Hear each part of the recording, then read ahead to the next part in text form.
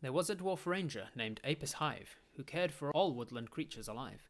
With Mellifera, the Empress Bee, by their side, they travelled the land both far and wide, through forest, plains, and river ford, in search of a murderous goblin horde. They followed the tracks, and as day turned to night, the goblin horde's camp came into their sight. A trap the two set, a guard's leg was caught true, though little they learned, as little common it knew. Two guards were there, the second one sees Mellifera's distraction high above the trees. So into the camp crept Apis Hive, a third goblin there did not survive. Back to the shadows the young dwarf crept, while in their tents the goblins slept. Alas, alert, a wolf does see, and howl for deceased goblin body. Dwarf retreats and wolf does track, while Empress Mel comes under attack. Away she flies in swift retreat, and goblin runs on swift small feet, to heed the lupine's warning call, that echoed far and was heard by all. A second wolf and more goblins appear. An attacker, they realise, must still be quite near. Well, wolf neared dwarf, the dwarf threw their pack, and distracted the lupine away from their track. Then offered it food and soft kindness too, an experience with which the wolf was quite new.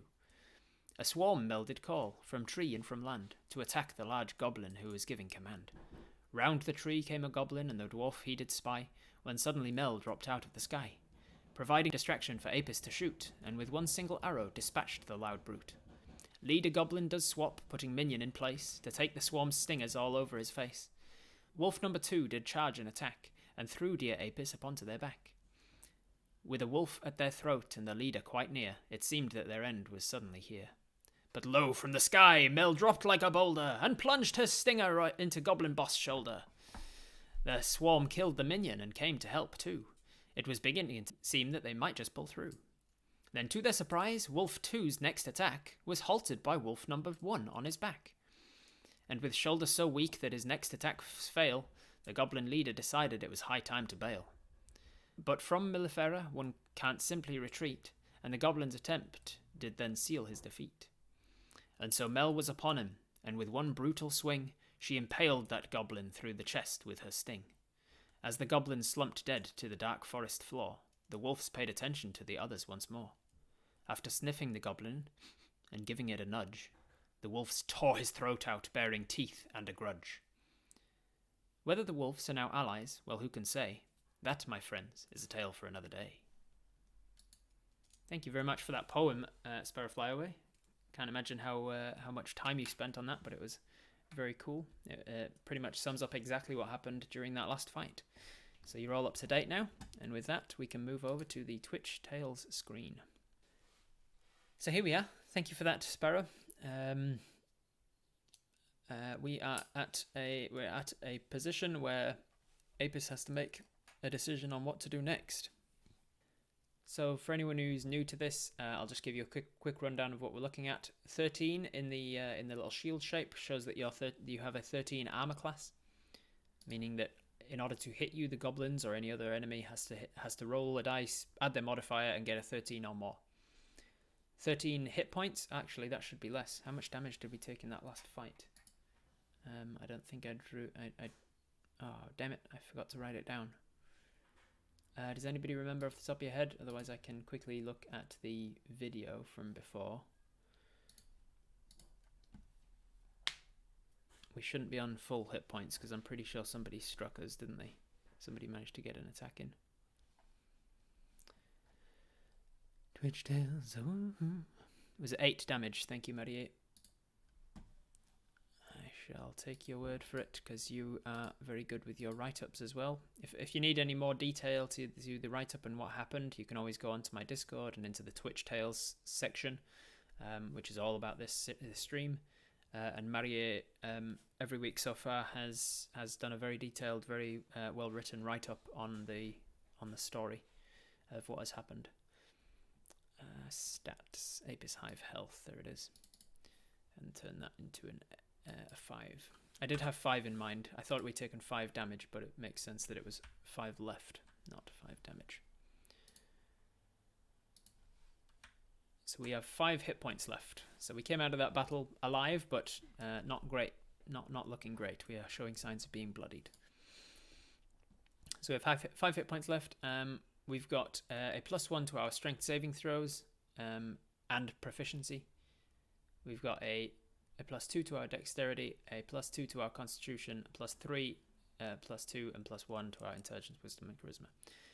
So that's our strength checks. Sorry, that's our strength modifier. So if we had to do a strength saving throw, it would be a +3 because we had to add 2 to it. Don't worry about it. I remember it. You don't need to. Down here, you can see that we are trained in animal handling, athletics, perception, stealth, and survival. So those are the things that we are particularly good at. We also know how to use brewer's tools and panpipes. So we can brew something on our downtime. We can distill water. If we come across dirty water, one of the things you can do with brewer's tools is distill it so that it's drinking water. And panpipes. Obviously, we can play the panpipes. We know how to speak Common and Dwarvish and Draconic. We also know how to speak Sylvan, which is sort of the language of the Fey creatures. And animals are more likely to be able to understand it. For features, we have dark vision, poison resistance. We have double proficiency in anything relating to stonework because of us being a dwarf. And we are an Outlander Ranger with our favoured terrain as the forest and favoured enemy as dragons. And that's pretty much all you need to know. I suppose you should also know that this lucky horseshoe you can see here gives us a 1 reroll per day. So let me pop over to where we left off on the D&D battle map. Let's see if it comes up. Roll 20. There it is. All right. There we go. Oh, oops. Speed test. There we go. Boop, boop. That's the wrong one. Where's my roll 20 gone? There it is. So this is what you can see. You were over here, look. Apis is this one here. Mel is this one here. And her swarm of bees that she summoned is here. The 2 wolves that were tearing out the goblin boss's throat is here. Another dead goblin up here around the back of this massive tent. Another dead goblin on this one here. And another dead goblin up here on this one here. And I think that might be all of... Oh, and then one of them that's not dead, that's been tied to a tree down here. And this one's been trapped with a hunter's trap and then tied to a tree and gagged and possibly has bled out by now. So you might have to go and check them to see if they're still there.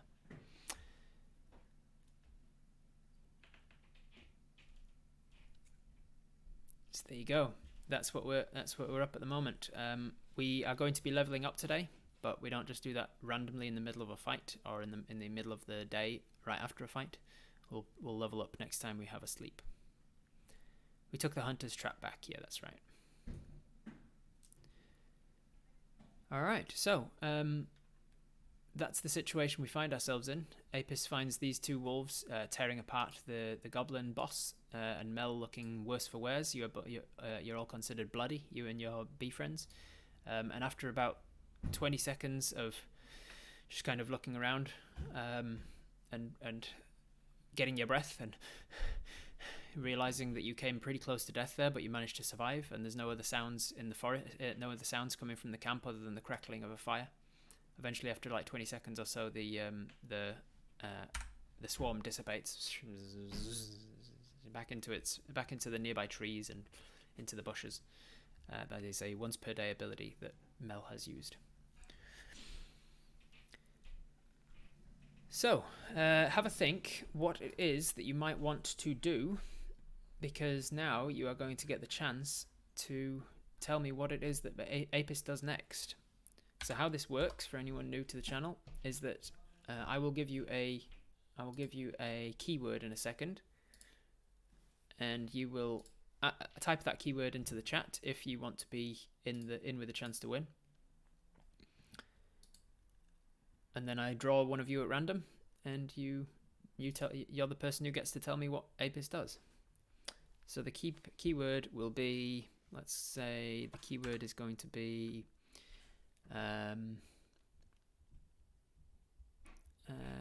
exclamation mark camp, C-A-M-P.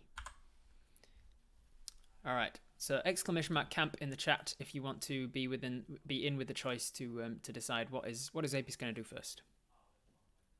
Dragon Love Water, welcome to the chat. You get the first chance to make the decision. What do you want to do, Dragon Love Water? You have to message me something in the chat right now so that I know you've actually seen the message, and so I know that I'm waiting for you and not gonna draw it for somebody else. Sweet, you're here. Cool.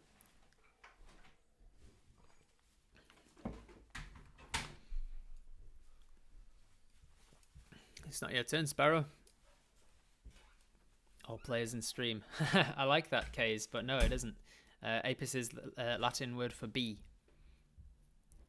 and we knew that you were going to be like a hive mind character, so it was going to be all to do with hive.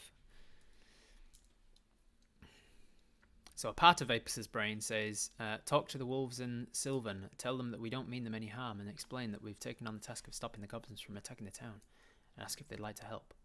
But will Apis go with that or not? Who knows?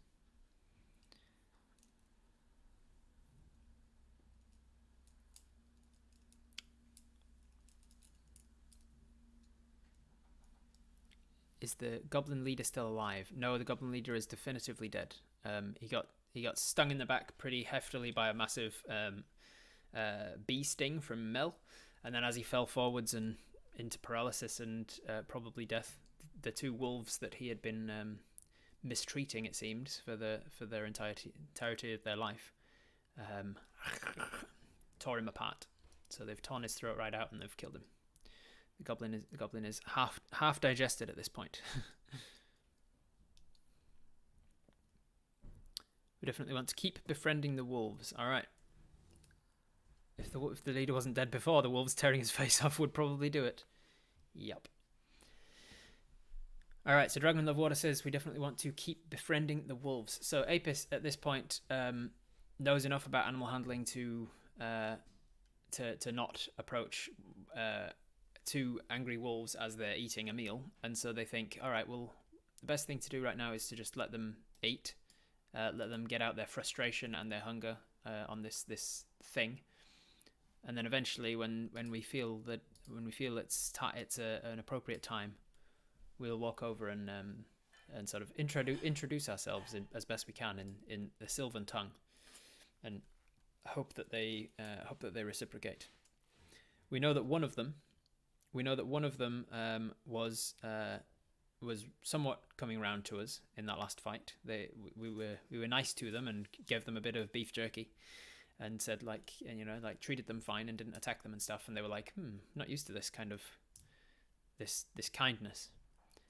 And they helped us in that last fight, helped us fend off the other wolf that we hadn't befriended yet. And so we know that they could reciprocate. So we give them a few moments, and then eventually one of them steps away and starts to sort of wander over to you. I'm gonna roll an animal handling check. Can we have a zoomed out, please? I mean, how far zoomed out do we want to be? There's only so much that Apis can see from where they are, but that's the idea. I'll give you an idea of the stuff that you do know. You do know that this is all the camp. This is the goblin camp that you went around from before. This is the one that you snapped the neck of. And this one was stung to death by Mel's summoned bees. This one you shot with an arrow. And this one was killed by a bee and eaten by wolves. So there's your zoomed out shot. This wolf starts to come over. We're gonna roll a. I'm going to do a skill animal handling, and we'll see. Animal handling, we got a 6. We got a 2 plus 4. That's only a 6. So, we've already used our inspiration, but we do have a lucky horseshoe that we can use once per day to re-roll if we want to. So the poll to put into the chat now, if you give me 1 second to open it up, is should we use it right now or not? Let's look at the polls. Polls. Should we use the lucky horseshoe? The poll has been started. You should be able to see it somewhere. I can't see it on my end. But you have 50 seconds. Hopefully you guys see it. Killed by a bee, stung by wolves. Yep, that's right. Eaten by a bee, stung by wolves. It's the end of the day. We're gonna get it back soon, hopefully. You guys don't see the poll? That's weird. How does Cloudbot polls work? Because it says it's started. All right, cancel it. Sure, I want to cancel this poll. Yes. Okay, I've cancelled it. I'm gonna start it again. See if it works. Start poll. The poll is started. You got no notification of that? Anyway, I think to vote, you just have to say !vote space yes or !vote space no. And the question is, should we use the lucky horseshoe? !vote space yes, !vote space no. So the question, should we use the lucky horseshoe?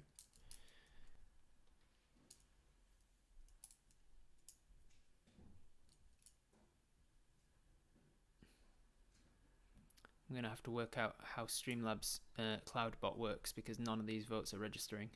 But it's pretty unanimous, obviously.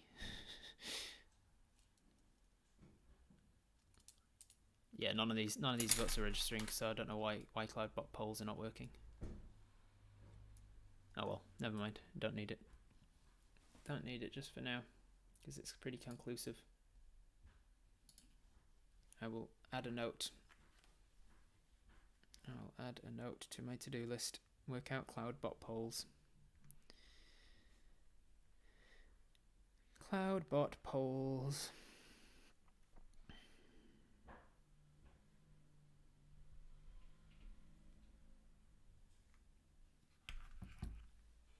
All right. That is conclusively a yes. So I will go into my where is it? Which one of these is it? Apis Hive, Inspiration, Lucky Horseshoe. There it is. Turn that off. So we have used our Lucky Horseshoe in order to re-roll our animal handling check right now. Skill, anim. Fingers crossed. we got 2 more than we did before. So I mean, you know, technically it was worth it because technically it's slightly better than it was before. So this one starts to wander over, and it's got blood dripping from its mouth and some goblin flesh hanging from its teeth. It looks at you for a second, and you start to walk forwards with your hand out. It bares its teeth, and you realise this was the one that was slightly more aggressive towards you in the first place, the one that came over last, but coincidentally was the first to jump in and start eating the goblin. It's not attacking you, but it's just staring.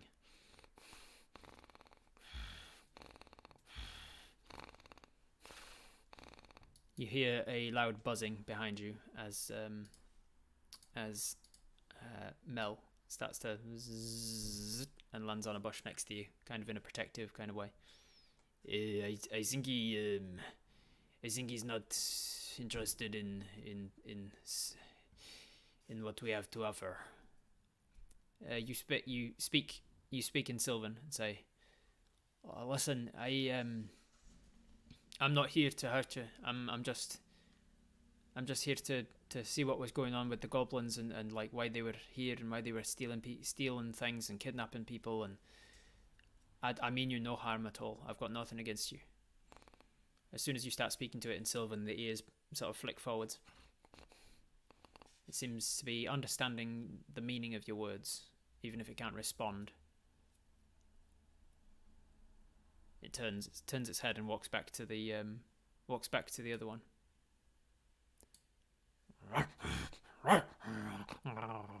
And this one picks its head out from the corpse.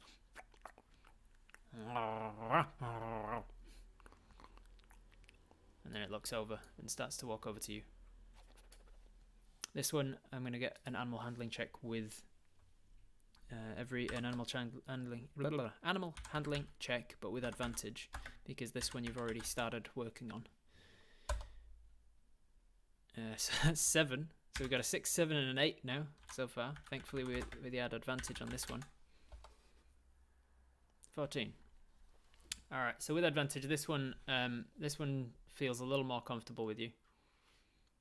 and it comes over and it takes a seat in front of you and looks up at you. It's still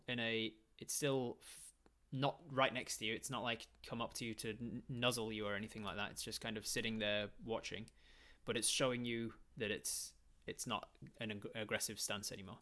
Whereas this one has kind of ignored it and gone around this one. You speak to this one and say, "Hey, I don't know what he did for you, but I don't know what he did to you, but I'm not here to hurt you. I'm not here to force you to do anything you don't want to do.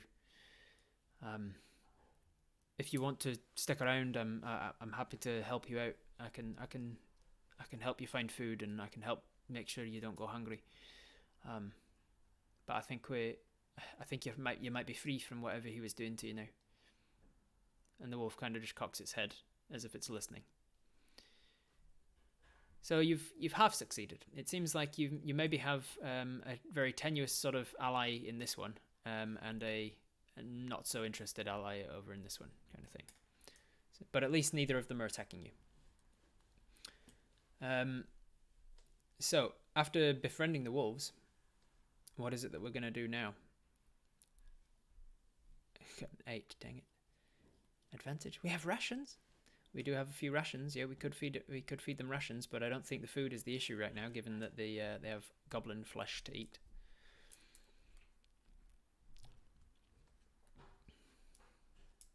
Just need to be careful and not piss them off. Yeah, pretty close. Pretty on the edge at the moment, on the fence. If we do something wrong, we might piss them off, might turn them against us. If we continue being nice to them, it might turn them into more allies than friends. I don't know, more allies than acquaintances. All right, so we've got a few different things that we could do right now.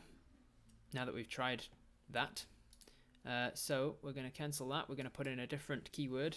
We're going to say the keyword now is !wolf. WOLF, !wolf. If you want to be in with the chance of deciding what Apis does now that we've tried befriending the wolves and seen how that's gone, !wolf if you want to decide what to do. There's a few things we could do. We could try and tend to our wounds, ours and Mel's. We could try and do some sort of thing to deal with that. We could go and check on the goblin that we tied up. We could loot the camp. We could have a rest. We could, I don't know, a whole bunch of things. The choice is completely limitless. We could go back to the village and tell them that the goblins are dealt with. We could attack the wolves when they least expect it. I don't know, whatever you want. For anyone who doesn't know, you can always visit Apis's full character sheet, including their personality traits, how they act. Gives you some sort of idea of how Apis normally acts in any sort of situation. You can see that over at D&D Beyond. I'm sure there's a link to it somewhere. In fact, I think you'll be able to click on that extension on the screen somewhere, and that should take you to their character sheet. We don't have anything to heal with Marie, but I might allow a medicine check to heal a hit point or two if we succeed, or maybe just a short rest so that you can roll a hit dice.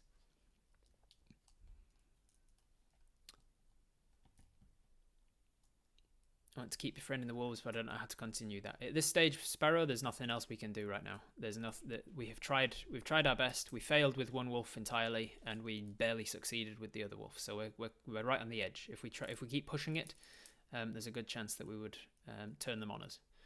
So that avenue has been explored to its conclusion at this stage. It's like in a video game. If you just keep talking to the same NPC, you're just going to keep getting the same. Like you start up a conversation with an NPC, and the only option they give you is the quit dialogue option.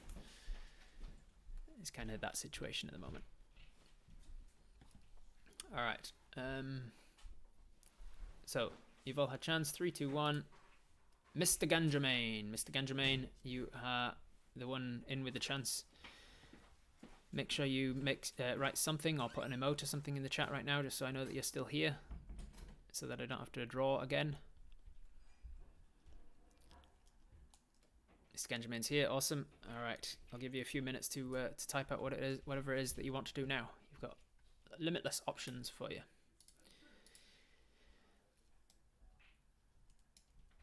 Are they dealt with? There's a group on patrol. They will come back at some point. That is a good point. So part of your brain, Apis, reminds you that a couple of hours ago you saw a group patrolling, and they will come back at some point. My web dropped for a second. Mr. Gangermain is making this decision right now. That patrol might return. That's true. You did see a group of 4 goblins that did not that you'd not dealt with yet. Would need something to change the situation in order to further interact with the wolves. Correct. Yeah, you need something to change elsewhere. Loot the camp and the goblin leader and check on the hostage. Awesome. All right. So, loot the camp and the goblin leader and then check on the hostage. So Apis decides, we'll leave these wolves for now. You say to this wolf who's kind of sitting watching you, listen, I'm going to just check out the tents to see if there's anyone else still here, any other wolves, and check that there's anything useful or anything that I need that I could use. You coming, Mel? And Mel says, yes, I think I'll come with you, seeing the bared teeth of the other wolf. And so she buzzes over. You walk over towards the crackling firelight and you can see this horribly welted, bleeding from 1,000 different pinpricks all over the body. This goblin that's slumped over dead on top of a tree stump by the fire. And you head into this tent here. This tent being the one that the goblin lord, the goblin boss, came out of in the first place. So I'm doing it in the order that you wrote it, Mr. Gangermain. Looting the camp, and then looting the leader, and then checking on the hostage. So we pop into this we pop into this tent. What you see first is that there is a very large double bed that is set up at one end. It's large. It's large enough to be a human-sized double bed. And then in this corner over here is in this corner over here is like a soft, it seems like a bearskin rug, and you can tell from the smell of it that this is where his personal wolf used to lay. Over in this corner there's like a chest of drawers, and over in this corner there's like a full-length standing mirror, and then finally in this corner there is a cloak stand. On which you could hang a cloak or a hat or armor of some kind. It's just a cloak stand. It doesn't have. Well, let me see. He was in bed, so he didn't have a chance to look at it, to put his armor on yet. So yes, in this corner is a set of goblin leather armor. So what do we go to first? Doesn't require a poll. Just in the chat, which of those things does everybody want to look at first in this tent?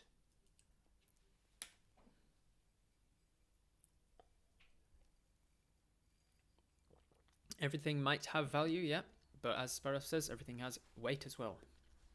Don't want to be encumbered. All right, Lazy's the first one in, saying bed. So you walk over towards the bed. You can see from the sheets. In fact, let me make an investigation check and see how much you can tell. Skill investigation. We got an 18 to investigate, so I'll allow that to stand for this entire tent. We get 18 intelligence investigation check, and in doing so, you can tell that the bed is still somewhat warm in the center of it, like right in the center, but only about the upper 2/3 of it. So even though it's a human-sized bed, this goblin wasn't taking up all of it, and apparently he was sleeping alone. There was no one else in here with him. So the bed is mostly cold, except for like a small patch in the center that's warm, and the sheets are soiled in the sense of like they've been slept in for a long while and probably never washed, but not soiled in like he's not shit the bed or anything. He's just like it's just a normal wear and tear usage kind of smell to it. Smells kind of like a goblin's tent. A goblin has been sleeping in this tent. You sort of flick back the sheets and there's nothing in the bed, You look under the bed, there's nothing under it, nothing of any worth. So next you head over to this stand here in the corner, and you can see that there is goblin armor on it. You take it off of the stand, and it's decent. It's probably the best armor that there is out of anyone in the camp. It doesn't have any major patches or stitching that's being frayed, so you could probably sell it if you wanted to, but it does weigh a decent amount because it's still armor. It's still armor enough for a 4-foot creature. Next, you walk back over to this way, and you check out the dog rug.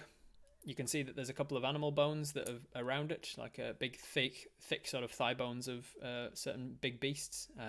Definitely where the wolf used to sleep. And there's a few spots of blood, maybe from where the animal was beaten and then laid down. But otherwise, it's just an animal skin. Finally, you walk over to the chest of drawers over here, and with an 18, let's see. Where is it? Where did I write that stuff? Twitch Tales story. There it is.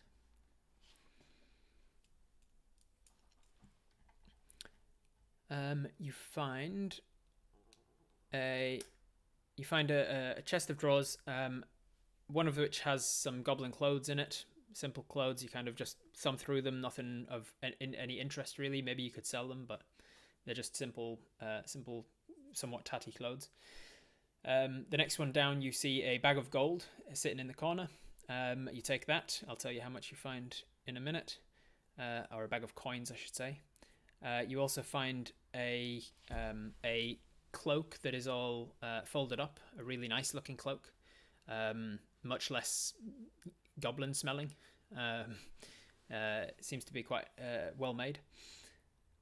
The next drawer down, you find a bunch of just junk, useless kind of junk and tidbits and knickknacks, kind of that drawer that everybody has in the spare room of their house where you just throw everything. You've still got like an old Nokia charger and stuff like that. Like, it's one of those kind of drawers where there's just bits of everything.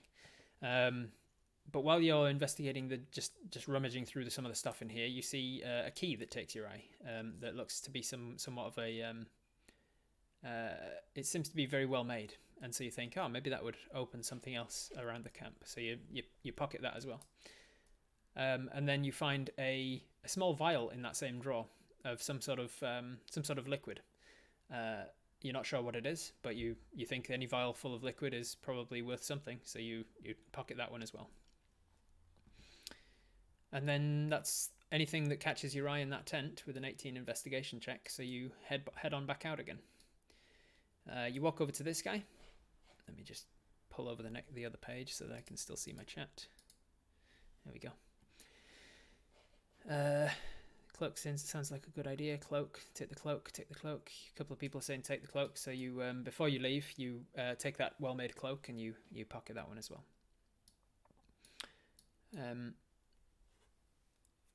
Then you head outside. You check out this goblin's body. He was one of the guys on duty, so he is well dressed and he is using his leather armor.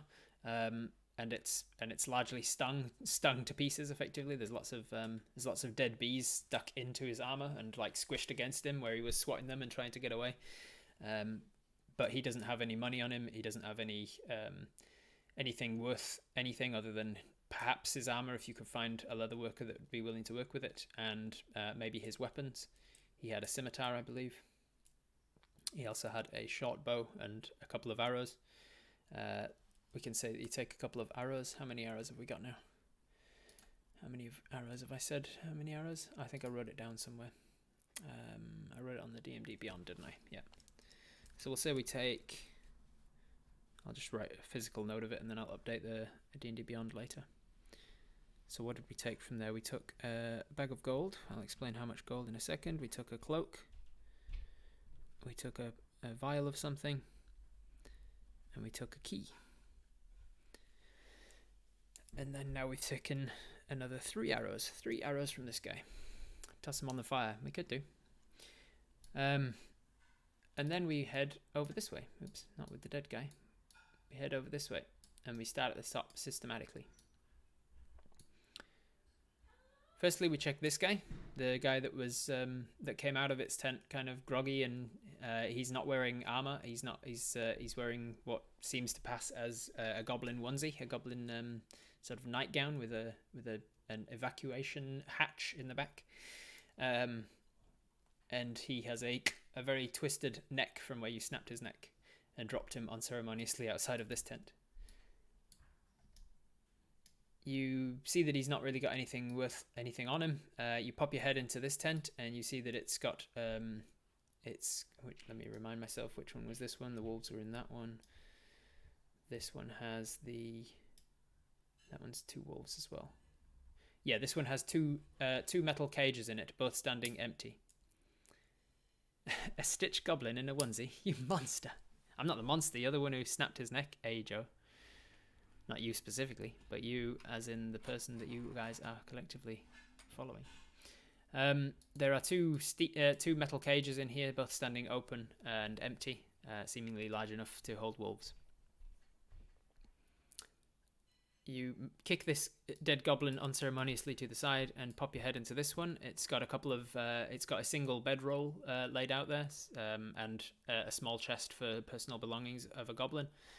You quickly look through the bedroll, nothing. You open the chest of belongings and there's just like trinkets and doodads, nothing that seems to catch your eye as worth anything. Nothing that could come in useful as a fight. Could we investigate the vial to see if we can identify it? Maybe. We're still doing the first thing, the looting stage of it at the moment. In this tent, you find the same thing. Another mook tent, effectively, just for a goblin with bedroll and belongings crate, and nothing of worth is in the belongings. One by one, you check out all of these tents. All of these smaller tents seem to be for mooks that seem to be, they each have a bedroll and a belongings crate. Between them, you find a bit of gold here and there, a bit of silver, and that's why I haven't told you how much gold you found yet. I'm going to see how much you get overall, and we'll just roll for it all at once. Then you check out this tent here, and you find that it's got another 2... sorry, not this one. This one's got another 2 metal crates in it for wolves. And this one seems to be a food storage tent, which seems to have a couple of shelves and some just dry food. It's got like things that they've salvaged and things that they have jerkified. Yeah, mooks are the underlings, the minions. The small goblins that aren't the bosses or commanders. This one seems to be a food tent, so you might be able to put together some rations if you want it. But that's up to you. It's adding to the weight of what you've got to carry if you wanted to take that. At this point, you've been searching for about 20 minutes or so. Who was the one to decide that? It was Mr. Gangermain. So, Mr. Gangermain, how long would you be willing to search these tents for? Because you realise that it's taken you a good, actually, I'd say maybe half an hour at this point. It's taken you a good half an hour to sort of search all of these tents for all of their belongings, and you're about halfway through because you've got all of these tents to search as well. And you haven't checked out the master dude or the tied up dude. How long are you willing to loot for? Are we going to continue looting? You haven't checked out the two medium-sized tents or the other big tent yet. Jerky. Replenishing your rations, perhaps, yeah. Jerkified. How late is it getting? It's late into the night now. It's maybe 10 or 11 p.m. or the equivalent. Not much more time, just the big tents. All right, so we ignore the... we need to be on the alert as we go for no surprises. We can always dash away. All right. So you pop into this tent. You notice that instantly you notice that it's slightly nicer. It's the middle ground between the mook tent and the boss tent, and this is seemingly laid out with enough room for 2 goblins, but in a single larger bedroll, effectively. So it's got a larger bedroll. It's got a mirror in the corner, and it's got a chest of drawers. It's basically a small version of this one, but without the wolf skin, and with a crappier mirror and a much smaller chest of drawers. So I'll just sort of get to the point by making one last investigation check to see what else you find. Skill invest. Nope, not at skill. Exclamation mark skill. Investigation. 14. So over the next 20 minutes or so, you check this tent, you check this tent, and you check this tent. And between them, you find a bunch more gold. You don't find anything else that looks like magical items. You do find a nice set of boots in this tent here. And this one seems that let's see, investigation, 14. Yeah, I'd say 14 is enough to notice that this tent doesn't seem to have been used, not recently. The stuff in the chest of drawers is almost completely gone. There's a few things in there, but it's almost entirely empty. Whereas this one seems to have been used much more recently, and the boots are still in it. And then finally, you wander into this big tent, and you see quite a different sight. You see that there is a large bed of straw in here, just like a huge pile of very dirty straw that smells. But it seems like it's been indented and pushed in certain ways, that there is like a very distinct sleeping patch in this big pile of straw. And it would be something much larger than the wolves that you've seen, if it was indeed being used to sleep on. Where is Mel? Mel would be keeping up with you. Bzz. Aside from the big pile of straw, there's very little else in here. There's nothing. There's no crate for personal belongings. There's just a seemingly like what looks to be a big iron bucket over by this door, kind of a cross between a bucket and a trough, over in this corner here. And that's about it. So I'm going to need a perception check right now. So skill perception. 12. All right. And then let me roll something here. I need to get up that thing.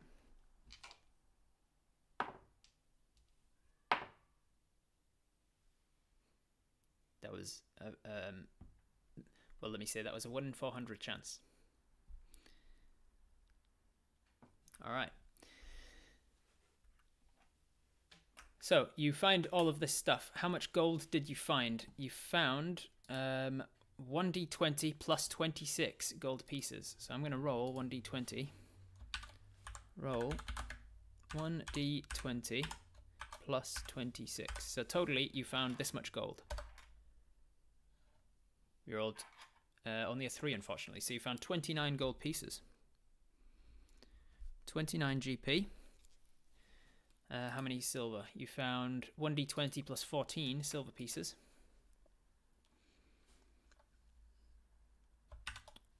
1d20 plus 14. So this is how many silver pieces you found. Oops, I forgot the roll. Oops. Roll 1d20 plus 14. 29 again. 15 that time. So you got 29 silver pieces. And how many copper? 3d20 copper pieces. Roll 3d20 copper pieces.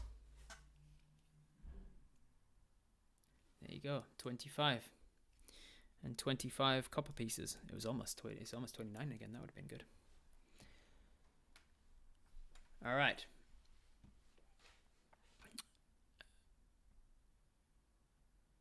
That was a lot of comments to just say one sentence, FBGX. How do we see our flaws, etc.? Exclamation mark stats, question mark. You could just put that in one sentence, it seems, FBGX. How do you see your flaws and stats and things? It is under, you can type in exclamation mark TT underscore apis, as AJ's just done there, and it tells you a little bit about what you're like.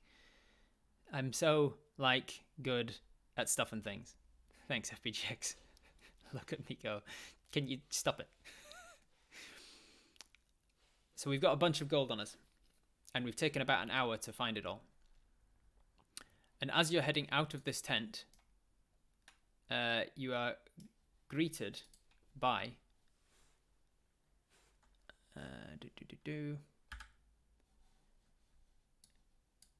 you're greeted by the sound of a returning wolf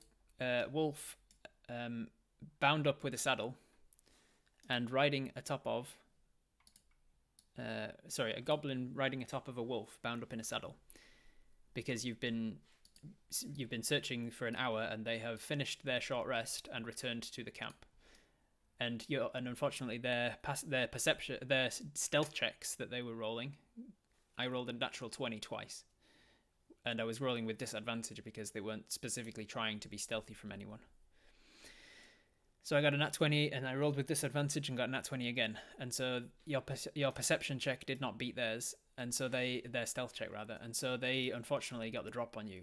Thankfully for you, they did not expect that they're coming back to a goblin camp that's been entirely looted, and their goblin leader dead, and so they don't know what's about to happen. So you're both, neither one of you's got the surprise round, but you come out of the tent with a large bee, and you can see them coming through the trees towards you.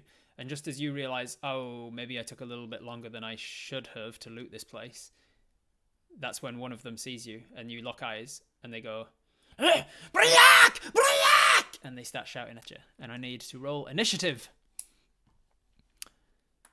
So, initiative. We got an 11. Initiative for Mel. She actually has the same initiative bonus, so I can just use the same thing. Also got an 11, so you and Mel are going basically at the same time. And then the goblins. Let's have a look at the goblins. And this is what you get for looting for an hour. You get a bunch of loot. You find a whole bunch of money, which is good. It is always good to have loot and money, but at the expense of getting attacked. Their initiative is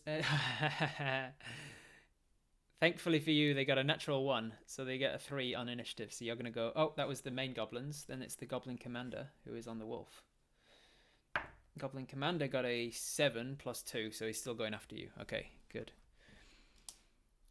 All right, so initiative-wise, we have Apis and Mel going the same time, and then goblins and goblin boss in that order, effectively. There we go. He's not a boss per se. He's like a middleman. He's a goblin commander.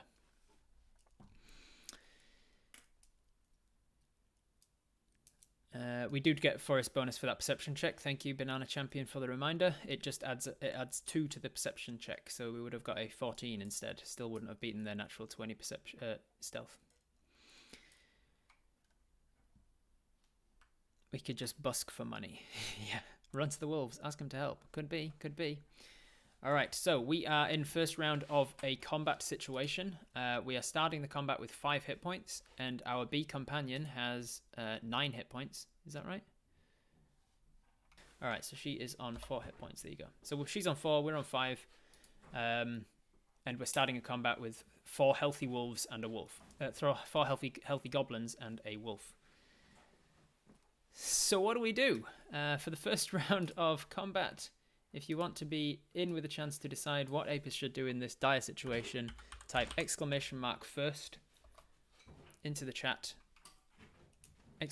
!first. FIRST.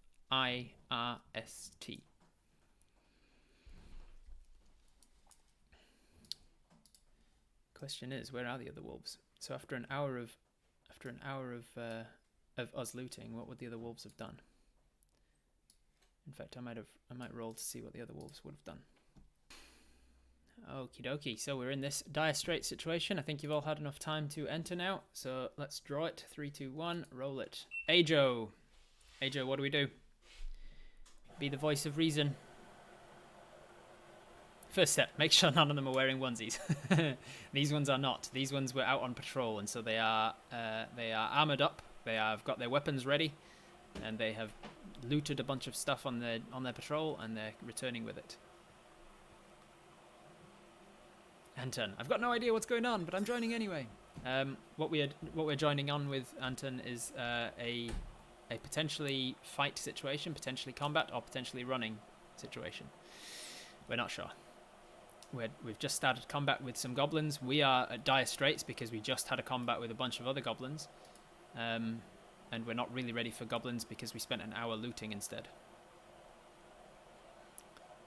And Ajo is currently deciding what to do.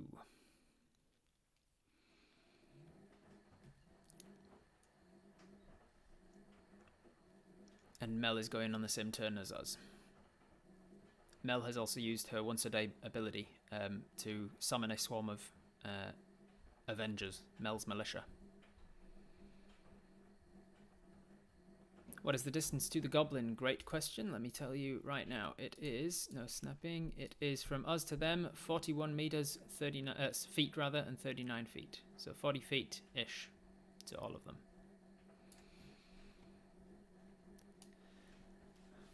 We've used our inspiration and we've used horseshoe. We're starting in a really bad position. Yes, it went from 20 minutes of looting to an hour real fast. It was 20 minutes to get around the first few tents. It was 20 minutes when I said we were up here. I said you spend 20 minutes going through around these tents, and then then I said it's half an hour to get around the rest of these ones. So when I said you went through the wolf and the food and everything, and then you spent another half hour-ish through going through these tents.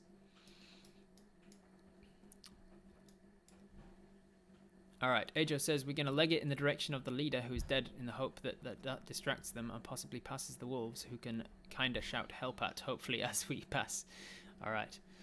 AKA dash. Yeah. And what happens to Mel's militia? It thinned out, it's dispersed. It lasts for 1 minute. So they dispersed back into from whence they came.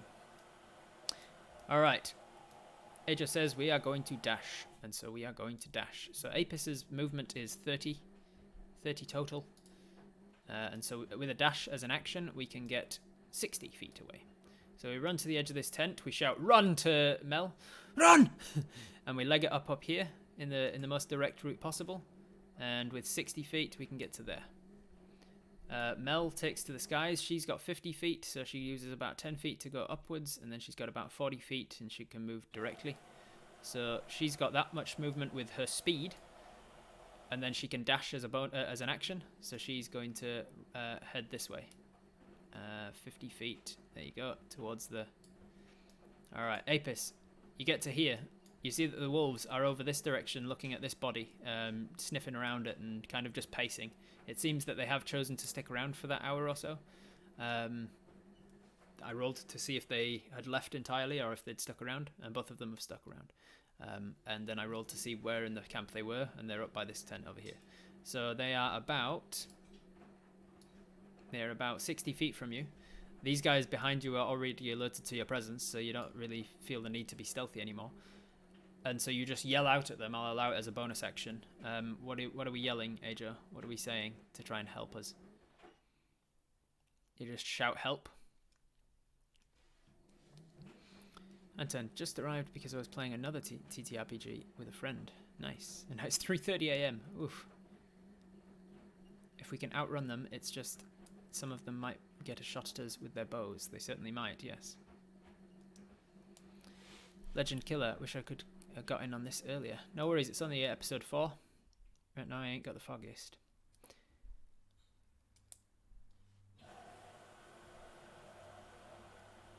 I was hoping they would have followed us to keep an eye on us. Nope, they weren't close enough friends to us at that point, Sparrow. Everything I described was them being right on the fence of even acquaintances. They were indifferent to us, effectively.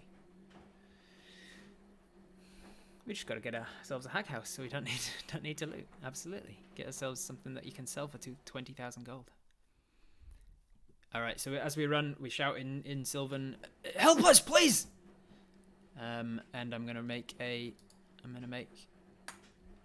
Talking is kind of a free action, yeah, but if you're trying to persuade something to do something, then it's usually like you're using your action to actually try and persuade them. Just shouting something like "help, please" is a free action.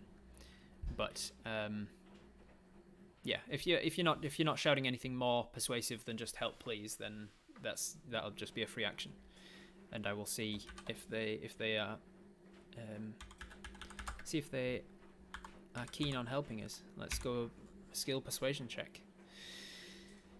do I want to set the DC hard on this one? Let's see.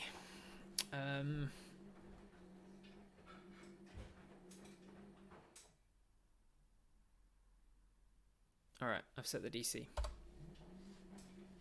That is a 6 on your persuasion check. So you shout, "Help, please!" And you see that one of them sort of perks up and looks your direction. In fact, they both do. They both kind of look. And they seem to smell, they be able to smell what's going on. But they don't seem to be moving in your direction yet, at least. Alright, so that is your movement. That is your action. That is a free action to talk, and then I don't think you've got anything you can do as a bonus action yet at level 1 as a ranger. I don't think there's anything you can do as a bonus action, so that's you. Mel has used her action, her dash, and I don't think there's anything else she can do.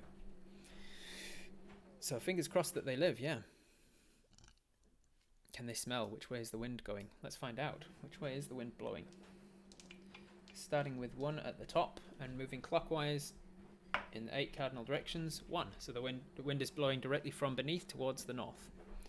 So yes, the wind is blowing from behind these guys up this way.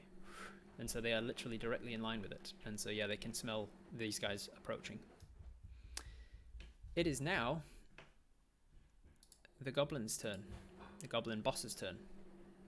The goblin commander on his wolf back. Let me just double check our wolf's speed. I'm pretty sure it's 40. Wolf.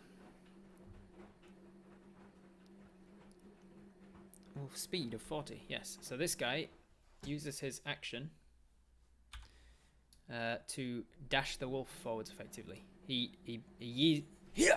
gets the wolf to dash forwards.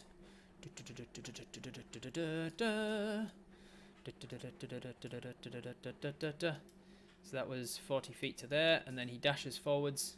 And he leaps over this one here, and he uses 40 feet to get to there, and that's his action.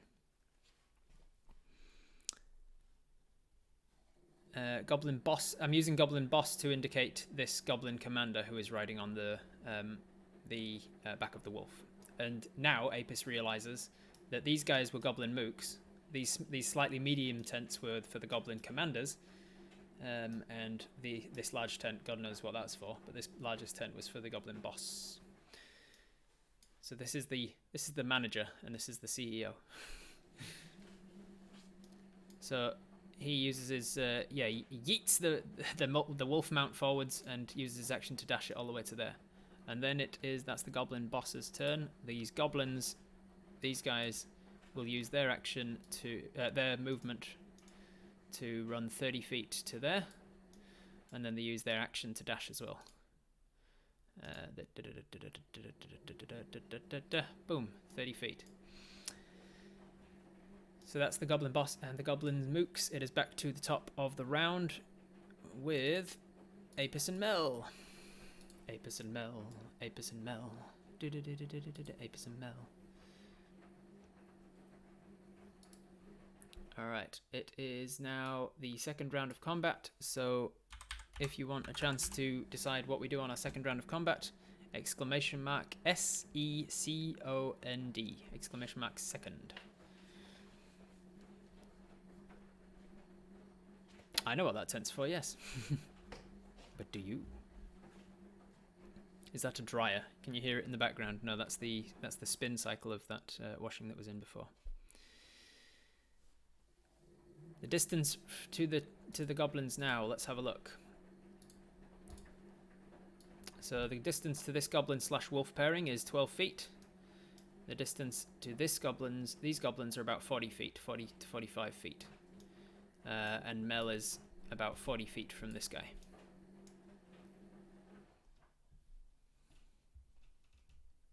Is the fire a fire? Yes, this is a huge bonfire that is still roaring throughout the night.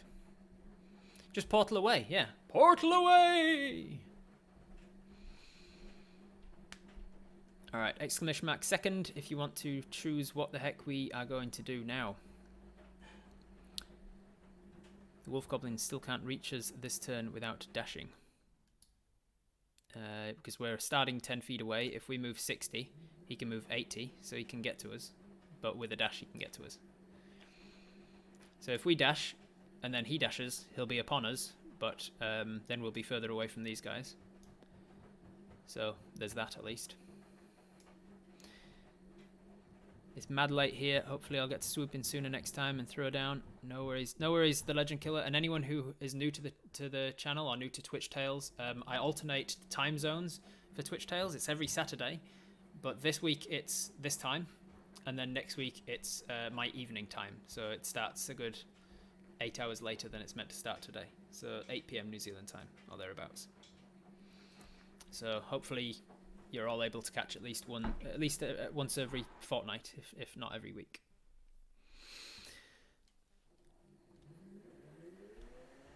It's tricky because those other two wolves wouldn't like it if we attack the mount one, but then if we don't, it'll bite us. It's a good question. It's a good question. What do we do? All right. So I think you've all had enough time to decide who's going to be in with a chance for the second round. So 3, 2, 1. Banana Champion, you get to decide. What is it that we are going to do at this point?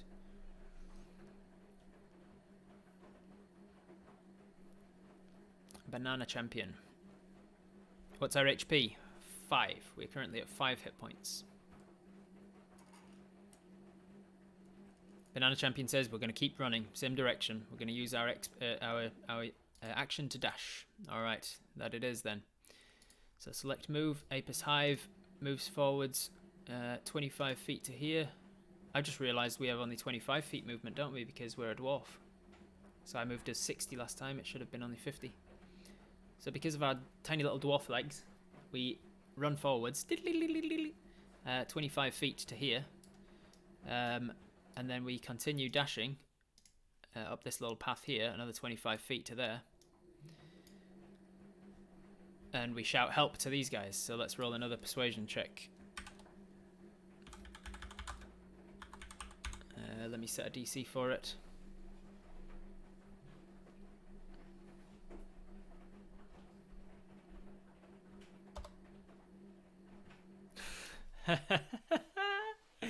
Oh boy, these wolves are apparently not wanting to help us.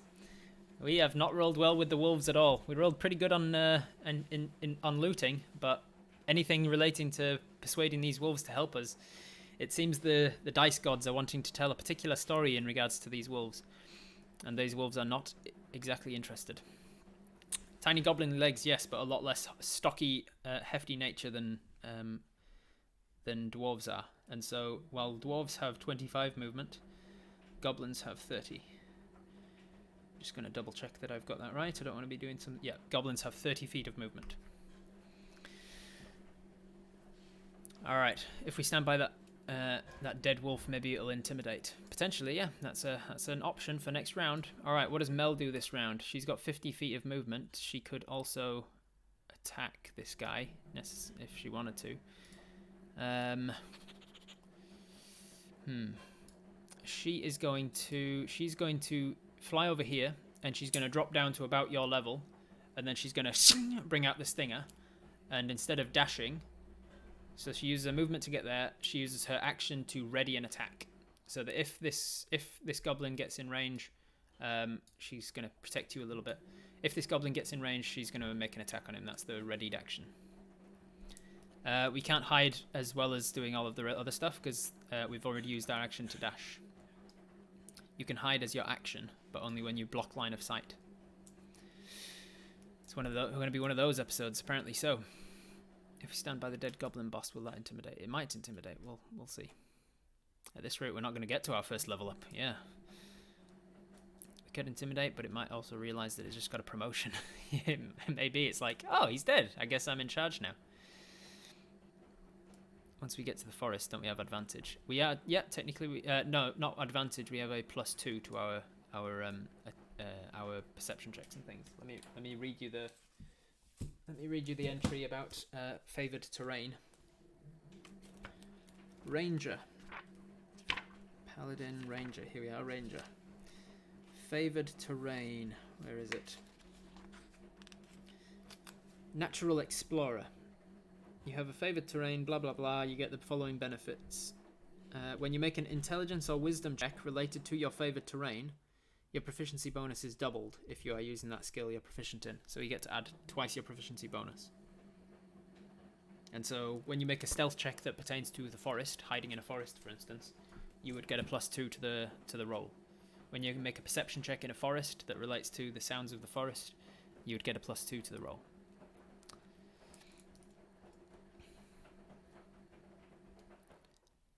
Hiding probably wouldn't work against the wolf rider due to the smell. Correct. Although the wind is coming from the south, as we established. All right, so that was our turn. That was Mel's turn. It is back to the goblin boss, the goblin commander. He is going to continue charging you down. So he uses there's 40 feet of movement for the wolf, and then he uses his action to and stretch himself out because I grabbed the wrong part of him. All right, so he used his action to get there. He uses his movement to get there. He uses the action to dash forwards. He runs all the way up to you, so now you're in melee with him. But that triggers Mel's attack of opportunity, or her readied attack, I should say. All right, so Mel is going to make her attack. Is she still? Have I got her ability up still? No, it's there. It's here. Get out of the way. Sting attack, +5 to hit. Let's see, what is his armor class? Oh, she got a 15, +5. That's a dirty 20. So that hits. So he takes 1d6 +3 piercing damage. So that's 5 points of piercing damage plus a bunch of poison damage because she's going to inject him with a bunch of venom. So he takes 5 points of piercing and another... Ooh, a 6 and a 4. 10 points. So 15 points total damage. And he has to make a Constitution saving damage. Sorry, poison to... Oh, right. So he only takes that poison damage if he fails a con save. What's his Constitution saving score? He's got a +0 to his Constitution save. Unfortunately, that's a 16. So he made his Constitution save. So he takes half of this damage. So he takes 5 of that. So 5 and 5. So he takes 10 points total damage. The Goblin boss, the Goblin commander rather. Let me just double check that I'm looking at the right stats. Goblin commander had... Oh, man. Oops. Alright, so the Goblin commander is not quite down. He is heavily wounded instantly. If he'd have failed his con save, he would have been dead. What's happening? Why are you not doing your thing? There we go. Alright, so he is wounded. As he comes galloping in on the back of the wolf, and the wolf is snarling and trying to get in, he jumps up to try and get you, and the bee comes stinging in. It manages to stick through some of the leather on his upper shoulder. The leather sort of pushes the stinger in a way that it doesn't get fully into him and doesn't do as much damage as she wanted to. Stops some of the venom from seeking right directly into his bloodstream, but it gets into his muscles and stuff instead. So he takes the poison damage, he takes some piercing damage, but he doesn't take quite as much as he might have done. But he's not liking that at all. He lets go of the reins. In fact, because he's on the back of a galloping wolf and he's just been stung for more than half his hit points, I'm going to see if he manages to stay on the wolf or not. Natural 1. No, he falls off of the wolf. He falls backwards off of the wolf, falling prone. Poof! On the ground behind. Alright. What's the command for the character sheet? Somebody can help you out, I'm sure.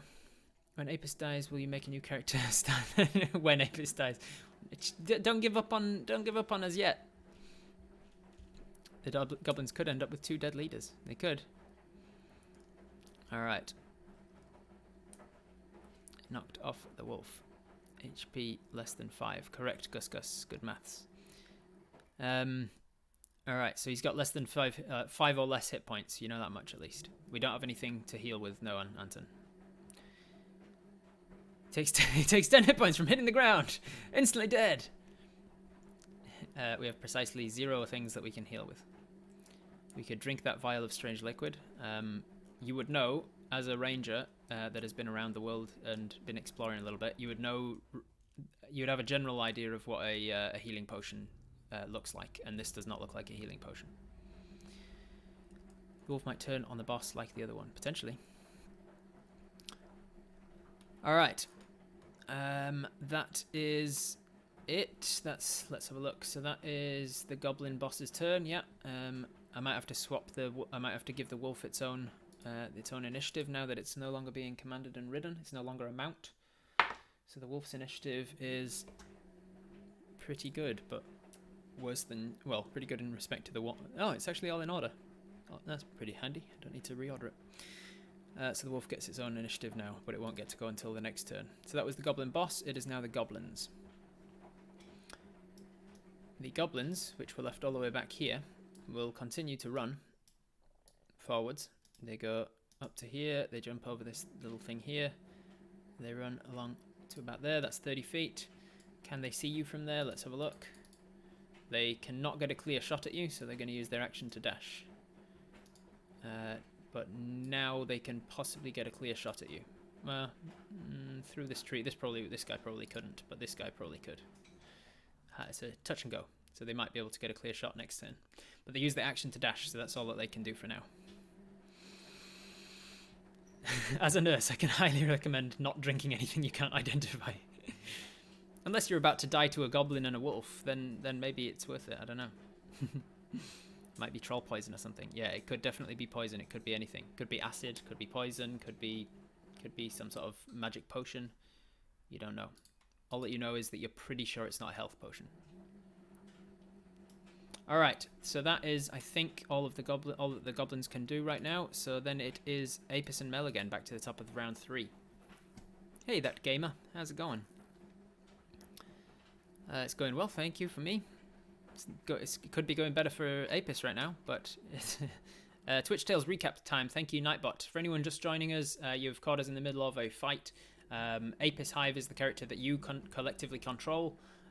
We're about to go into round 3 of a combat with some dwarves, some goblins, and some wolves, or at least a wolf. This giant bee here is your companion, and this goblin is... Sorry, I'm pointing in the wrong screen. This goblin is dead.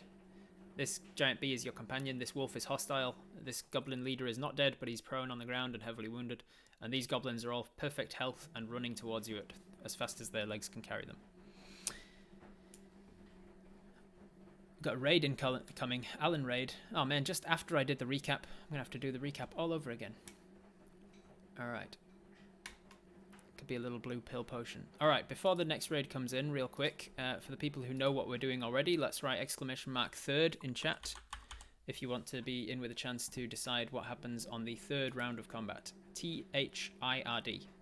GusGus86, you get to decide what is it that Apis is going to do on this 3rd turn of combat. Gus, take your time. This is a very dangerous situation. You can run. Just warning you though, just reminding you in case you didn't know. Now that you have a hostile enemy that's within 5 feet of you, if you leave its melee range, then it's essentially you're turning your back on it to run away, and it gets an attack of opportunity. It gets a free attack on you. So if you try and run away from this wolf without disengaging, it might get an attack of opportunity on you. However, if Mel tries to leave first, it might get an attack of opportunity on Mel, and then it's used its reaction, and you can get away for free. So that could potentially happen. It just might mean sacrificing your bee companion, which I know the chat would not do. The alternative is to use your action to disengage. You can see all of these actions down in that corner. You can see the options that you can do on your turn. Disengage means you can back away slowly. You use your action to do that, and then you can run, meaning you'll only gain like 25 feet. And you'll allow these guys to catch up a bit. Another option might be to go round the wolf, try and kill this goblin leader, and intimidate these guys to giving up because you've just killed 2 of their goblin leaders. That's potentially another way. Another thing to do is potentially try and befriend this wolf. I don't know. There's lots of different things that you could possibly do, but it's up to Gus to decide what it is that Apis is going to do now. And thank you for the bits again, L Brown.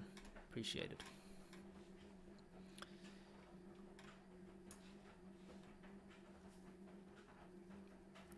Mel only has 4 hit points. We only have 5.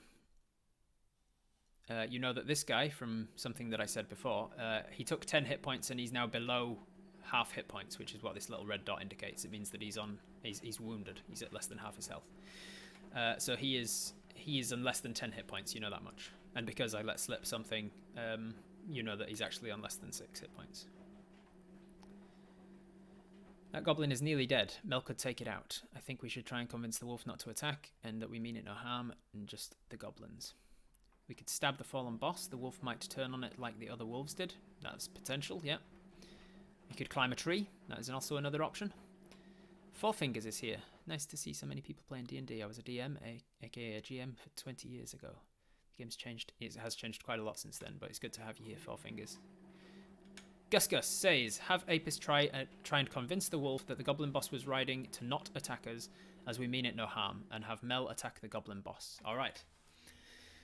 So we are going to turn around and we're going to try and persuade this wolf that we mean it no harm, that we're not a danger to it, and that we're only here for the goblins, and then Mel is going to attack the goblin boss. All right, that's the plan. Excuse me, I'm feeling gassy. Sorry. That is the plan, at least. Let's see how it works. So Apis will, let me make sure I'm up to date with the chat. There we go. Yeah, Apis is non-binary, just FYI. They use them, they pronouns, but it's all good. Nobody was to know. It's fine. Now you know. It's fine because the bees, the goblins are all allergic to bees. That's the law of the land. Who knows? So you turn around and you try to make an animal handling check. So one of the good things is if I move you over to this main screen, you can see that skills, animal handling is one of the things that we are proficient at. So we are slightly better at it. So that means we get to add our +2 wisdom score that you can see there, +2 wisdom, plus another 2 because of animal handling proficiency. So we get to roll and add 4. So I've already got a thing set up to do that with. Skill, anim. Oops, that's SM. Skill, anim. Here we go.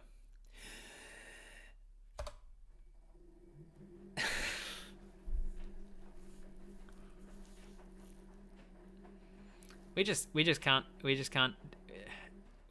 roll against wolves, apparently.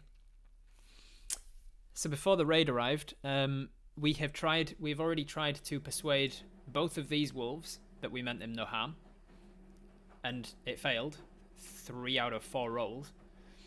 And then we've tried persuading them twice during this fight. In the first 2 rounds of combat, we tried shouting, help us, and they failed again twice. And now we've just tried it again and failed again.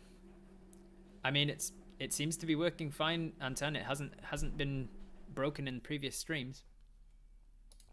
I could just do it a bunch of times now. Let me spam it. Skill anim. Copy, paste.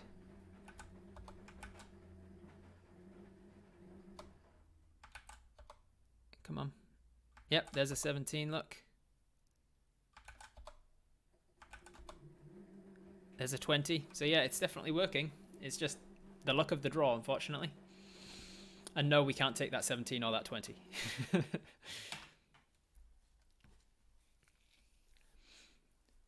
Do we have inspiration for making an animal-friendly choice? Let me see. So Apis is... What does it say? What's that command that tells us what Apis is? It's exclamation mark TT underscore Apis. Is that right? Yeah, there we go. So Apis is a 55-year-old non-binary... I thought 53. Never mind. Non-binary hill dwarf. They are cunning, resourceful, and introverted. They avoid trouble where they can. I'm almost certain it's that they're 53. They avoid trouble where they can. They always help those in need, only killing when necessary. They will always do what they can to protect an animal in danger. They will always do what they can to protect an animal in danger. And instead of attacking that wolf, you've tried to reason with it, knowing that it's in danger, at your own detriment. So yes, I will. That was a very Apis thing to do, Gus. You did well to act like Apis in that moment. So I will give you inspiration for making that choice that wasn't mechanically in your benefit. which means we can now use it to re-roll that attempt if we want to.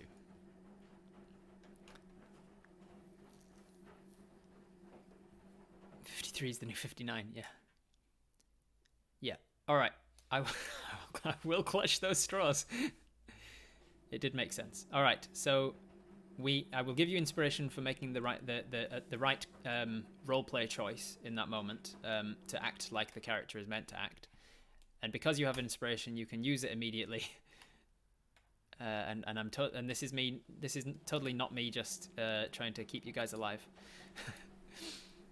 You use that inspiration to re-roll this animal handling check to try and persuade this wolf that you mean it no harm. Skill, anim. Let me set the DC. It's definitely gonna fail again, isn't it? Let me set the DC. All right.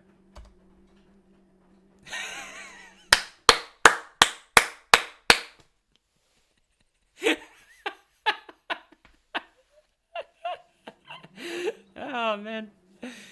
Apparently the dice gods are fighting me, saying, stop it, stop trying to make this work when it's done. I've told you it's not going to work. Give us our +2, please. With a nat 20 on my perception check, I see you following me. Crownash Grove, thank you for the follow. Do we get a +2 because it's related to forests? I'm not sure that persuading this wolf is anything to do with related to the forest, I'm afraid. So you don't get your favoured terrain. You just happen to be standing amongst trees. That's not something that's going to help. It's not something that's going to help you persuade a wolf. Are you using the trees in any way to try and persuade this guy? I don't think so. I don't think so. I'm gonna. I will roll a dice and see if it's an even number. I will allow you to add your +2 to it. All right, it was an even number. I will allow you to add your +2, taking it to 10. The DC was 10, so you've just scraped in.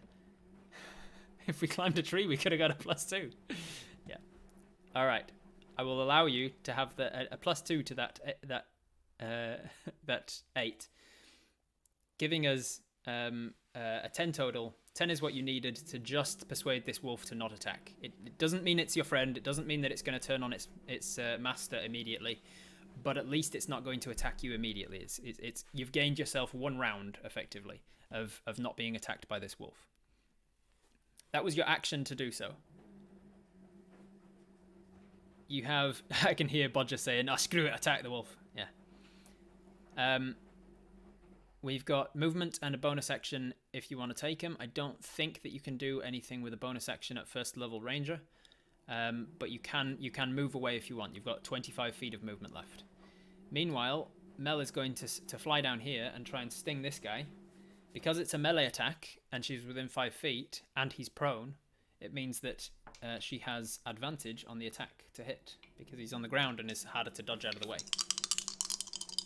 So she gets a 12 or an 8, so she'll take that 12 plus 5 for her attack bonus. And so she's got 17 total. 17 is enough to hit. So he takes, hey, nice, 7 points of piercing damage plus the poison damage. He is definitely dead. So this guy is deceased. This guy's also deceased. Get rid of that, put that one in. There we go. And get rid of that bloody. He's no longer bloodied, he's dead. So she flies down and right through the neck as he's trying to get back up off the ground. She stabs him and then she's going to back away. So that was 5 feet, 10 feet. She's got another... She sees that you're talking to the wolf and he's not yet attacked. So she is going to... Does she intimidate these guys? I reckon if she flies at them, it could be a risky move because they might attack her. But if they've just seen this gigantic pig-sized bee stab their boss to death, and they've just run past this guy who's also stung to death by bees, and then this massive bee starts flying at them, that's a pretty intimidating thing to do. I would give her advantage on an intimidation check, and give them disadvantage, low DC. I'll put it to you guys. What do you think?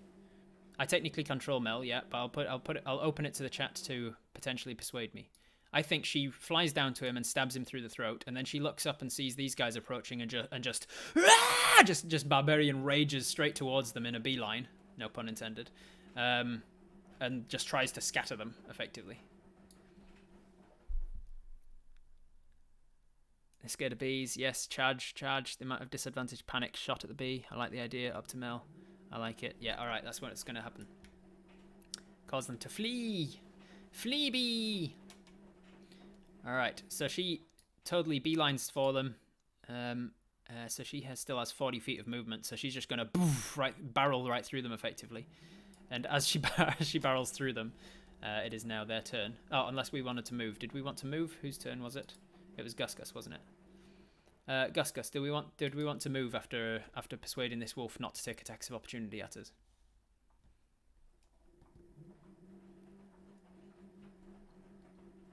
I say scare the piss out of them. Yeah. What do you think, Gus? This is the last decision that you need to make for Apis on this round of combat. Hey, King's Cack. Can climb be a bonus action? Climb, I'd allow climb to be kind of... Yeah, I'd allow it to be a bonus action. You've spent a lot of time in the forest, that's why I would allow it to be a bonus action. Back away from him a little bit. I say we back away this way then. He doesn't take... You sort of back away, making sure that he's not going to attack at you. He's baring his teeth at you, but because you spoke to him in Sylvan, which is the language that animals can understand a little better, you turn around and you say something something that's barely borderline. You just stumble out of, we're not going to hurt you. We're not here to hurt you, but if you attack us, we'll have to something. Just don't attack me. It's like stumbly and kind of a bit awkward, and you're trying to pull words out of Sylvan, which is a language you haven't used in very fluidly in a while. And this wolf kind of looks at you, and he feels the weight of this thing fall off his back, and the massive bee that's there, and he sees the other wolf. He can smell that there's death in the air. And so all of that kind of mingles and just barely gets you the advantage of moving away without him attacking you. All right. So you move back over here to where the dead leader is. Hopefully that'll help with any intimidation rolls. And then let me turn off the initiative for Apis and Mel and give it to the goblins. It's now the goblins' turn. The goblins, as the bee ran towards them, will definitely scatter. I'm not even going to have to roll for it because that just makes story sense that they definitely would. So on their turn, one of them runs 30 feet around here over to running away from the bee. One of them runs over this way, running 30 feet over this way, and the other one dives over this way, dives off of this little ledge here, and dives down this way in the rest of his movement. They've all got an action. Do they action dash, or do they turn around and attack with bow and arrows? I think she starts to buzz like super loud. She's like helicopter as she through them, and so they all think that she's like still following them. Let's make intelligence saves for each of them. If they notice that she's not following them, they'll turn around and take a shot with disadvantage. But if they don't notice she's following them, they'll just run away. So for this top guy, definitely fails. The second guy. Ooh, that's pretty good. What's his intelligence, though? Oh, it would be perception, wouldn't it? It would be a perception check. What's his perception? Perception is... Oh, -1. Yeah, actually, that fails then, just. Alright, so these guys both fail to notice that she's not actually coming directly for them. And this guy... that is also... that's also a fail. So... all three of them notice that don't notice that she's not coming for them. They just kind of hear this echoing coming from all over the place and bouncing off of tents and canvases and things. So they're having a hard time knowing where it's coming from. That guy. With the nat 20 on my perception check, I see you following me. Hey, Erotsune, thank you very much. None of them noticed that the goblin boss was lying in a bush over here dead. So he's definitely not going to run into his goblin boss's tent. He doesn't know what's going to happen, but he's going to definitely... There's going to be worse fates than getting stung by a bee if he runs inside of his goblin boss's tent. So he runs over this way. He sees his wolf friends and he goes, "Oh, thank God, we can get some wolf companions." And he runs over this way. Then this goblin... Oh, it should have been the wolf's turn, not the goblins. I will go for the wolves in a second then, because that was my mistake. Should have been the wolf before the goblins. I forgot they had their own turn now. He uses his whole turn to go and hide behind this bush, this tent over here. and this one's just going to dash further into the forest. He's going to run and hide in these bushes. Alright, it is now the wolves' turn, which should have come before the goblins. My mistake. This wolf, he was persuaded for a moment not to attack you. Is he going to now? Let's have a look. I'm going to roll to see what he's doing. What's it? Let me put myself in his mind. He is so what he does is, I don't need to roll for it. What he does is he waits for the command, because what he's been doing so far is just doing what his commander told him to. Sorry about the background noise, by the way, if you can hear that. That's the laundry. Unfortunately, I have to share this building while we're in lockdown. I have to share this garage with all of my flatmates, and one of them chose to put laundry on while I'm streaming, so that's what you got to do.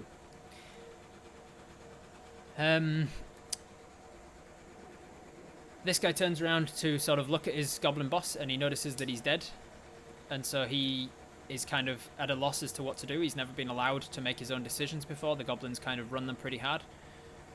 He's not immediately going to pounce on him and start eating him like the last wolf did to this goblin leader. So he's kind of just going to wait. He sort of turns around and he takes up like a prowling, sort of getting ready to pounce kind of attack, looking towards you. And he's baring his teeth, and his tail's out, and his ears are tight. And so you know that he's aggressive towards you still. He's just not outwardly attacking you. These wolves, however, as this goblin starts to run round towards them, they start to run out, and he's like, "Oh, thank God, we've got wolves." The laundry noise isn't super bad. We can pretend it's Mel's buzzing. Yeah. The most aggressive wolf, the wolf that attacked the goblin boss as soon as he died, he gets a 16 plus stuff to attack this goblin, and he dives on him. The goblin makes a strength save and fails it, so he gets ragged to the ground. Poof. And this wolf jumps on him and starts to do some damage. How much damage do they do? Actually, I don't need to look it up, because I remember from the recent Viva La Dirt League D&D videos. That is... yeah, that's actually enough to kill him. He just immediately jumps on this goblin and tears his throat out. That goblin is dead. One less to worry about. White noise ASMR in the background, yeah. Alright. That is the wolf's turn, that is the goblin's turn. What does this friendly wolf do? This friendly wolf is going to run to here and kind of just take up shot by the fire, kind of watching what's going on. He still had another 10 feet of movement, so he runs to there. He's going to warm himself by the fire and just kind of watch. This was the wolf that was somewhat friendly to us. And friendly is a very loose term. He was the most friendly out of all the wolves so far. Alright. That is, I think, all that the wolves are going to do. So now it is back to the top of the round with Apis and Mel. Apis and Mel over here, Apis is over here, Mel is down here. If you want to be in with a chance, and hopefully raiders, you can join us as well now. Now that you have seen how one round of combat works, you can join us for the next round. If you want to be in with a chance to decide what Apis does next, you can type !4th, F-O-U-R-T-H,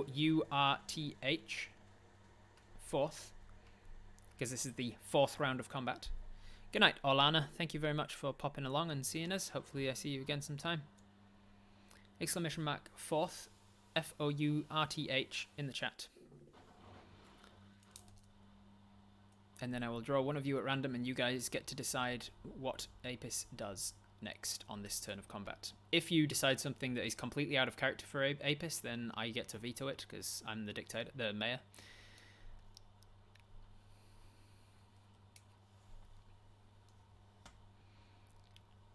But as Ajo has just typed in the chat, you can see some a sort of brief synopsis of Apis's frame of mind and who they are and why they make the decisions they make. So try and, whatever you decide to do, try and make it in line with that sort of thing.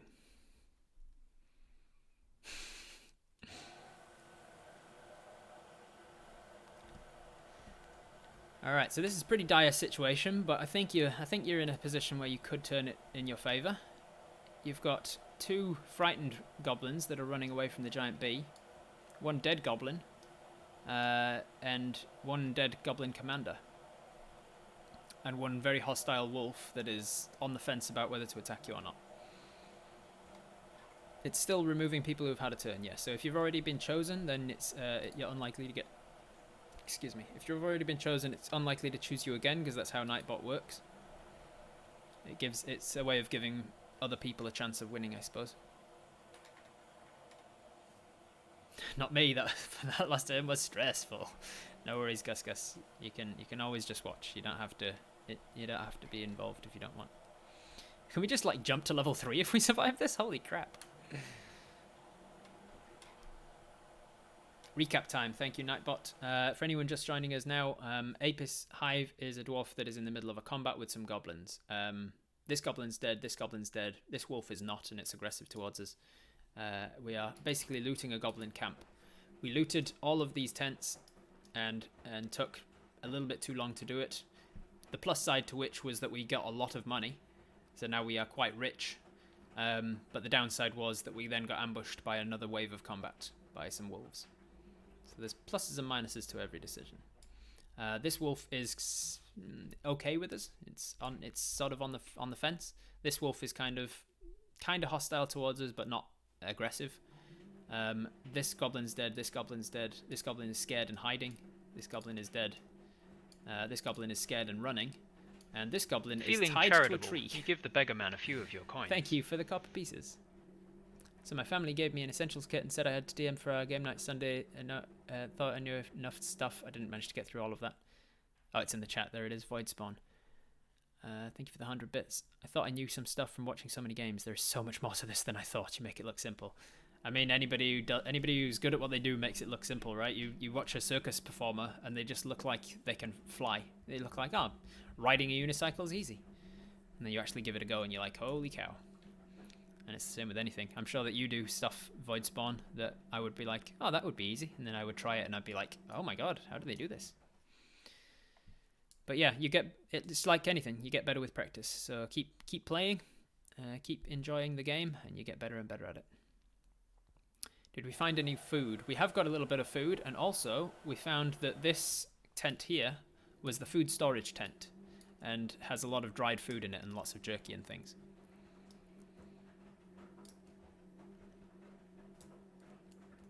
We could try another animal handling check, but I don't trust this dice anymore. You can't ride a unicycle, FPGX. What a loser. What kind of loser can't ride a unicycle? Alright. Rob needs to roll the animal handling on his dice because the Twitch rolls are garbage. Yeah. Alright, that should have been enough time for you guys to write !4th in the chat if you wanted to be involved. So 3, 2, 1. Dale Rademacher. Dale Rademacher, can you type something in the chat so I know you're still here and that you've acknowledged that you've been drawn? And then we'll give you a couple of minutes to decide what we're going to do.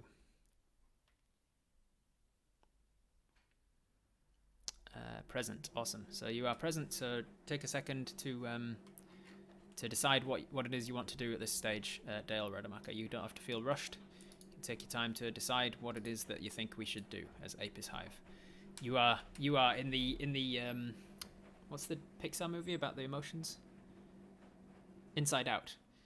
Like Inside Out, you're the emotion that's at the forefront of Apis's mind right now, controlling them. So you get to decide what is going to happen.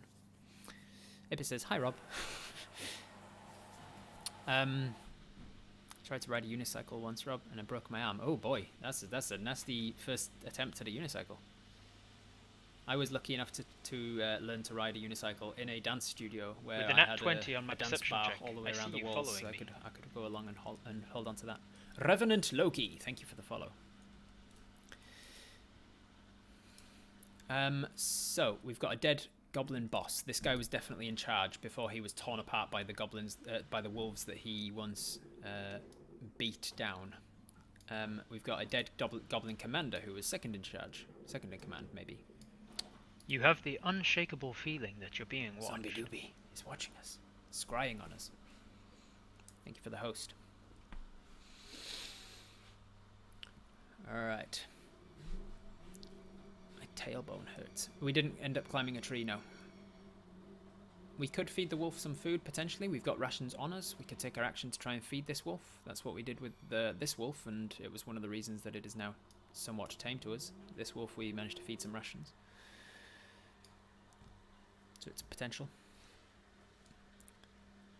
I just knew you'd know how to ride one. Buckle fractured my wrist when trying to roller skate. Ooh, nasty.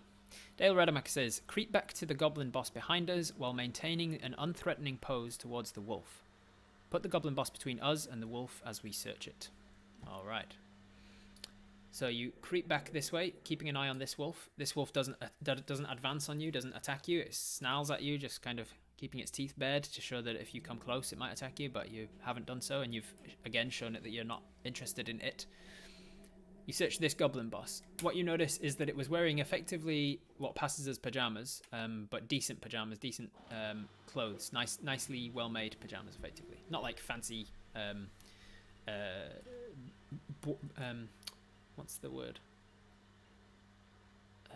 Bougie. Not part of the aristocracy or anything, but for goblins, pretty nice clothes. You start to search his body, and you realise this guy was basically woken up by your failed attempts to stealth around this camp in the middle of the night anyway. And so he's probably just gotten out of bed, and you killed him in his pyjamas, effectively. 1,000 thread count PJs, yeah. So you don't find anything of worth on the body or anything that could get you out of this position. But you do find the body of the goblin boss himself. You thinking back to the moments when you immediately killed this guy, this goblin boss, you and Mel, and then the wolves that he had been there's a word that I keep trying to use and I keep failing to pull it out of my mind. He had been not begrudging, not burgeoning, he'd been not belittling. The wolves that he had been oppressing, for want of the right word, his whole life, they immediately turned on him once they realized that he was not in a position to beat them anymore. And so you think about that when you sort of search his body, and subjugating might have been the word I was looking at. Besmirching? No, not besmirching. Anyway, you think about this. You pick up this goblin, and you kind of show his body, mangled and half-eaten by the other wolves, to this other wolf, who he seems to recognize it through his smell, and he kind of wanders over. And you wander forwards very, very slowly and cautiously, with holding this limp goblin body aside, and you hold it up for the wolf to smell. I will allow. You speak to him in Sylvan, I'll say, and you say, "Listen, you don't have to answer to these guys anymore. I know they don't treat you right. You're free. You don't have to answer to them. I'm not here for you. I meant what I said. You don't need to attack. There's no one here that'll hurt you anymore. You're okay. You're safe." And with that, I will give you advantage on an animal handling or persuasion check. Let's have a look which one should be better.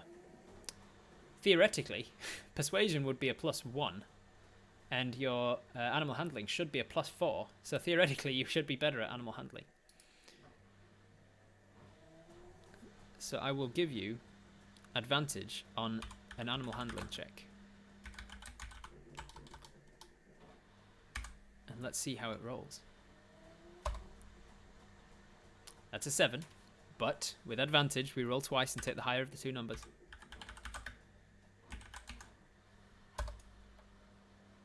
An 11, theoretically, yes. All right. So with an 11, it's slightly better than it was before. For some reason, Nightbot just does not want us to roll well with these wolves.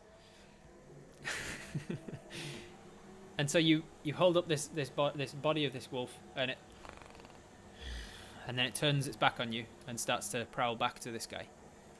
At which point you just drop this guy back down to the ground. He lands in an unceremonious heap on the ground. Alright, so is that all that you said to do, Dale Rademacher? What else did you say? You just wanted to see if he had anything on him, right? Yeah, search it. Alright, so that was your action and some of your movement. Do you want to use any other movement, Dale Rademacher? You toss the body to the wolf. He doesn't have anything that is immediately visible to us. Yeah, so you toss the body towards him. He didn't want to eat that guy. He's already been mostly eaten, but well, not mostly eaten, but the main sort of vital organs have been torn out by the wolves. And he turns back and starts to sniff at this one that is now dead. Sorry, I was pointing on the wrong screen again. This one. He turns around and starts sniffing at this one. It seems like he might be getting the same treatment. Abusing. Might have just been abusing. He's been abusing the wolves the whole life. That's kind of the word I was looking for, I guess.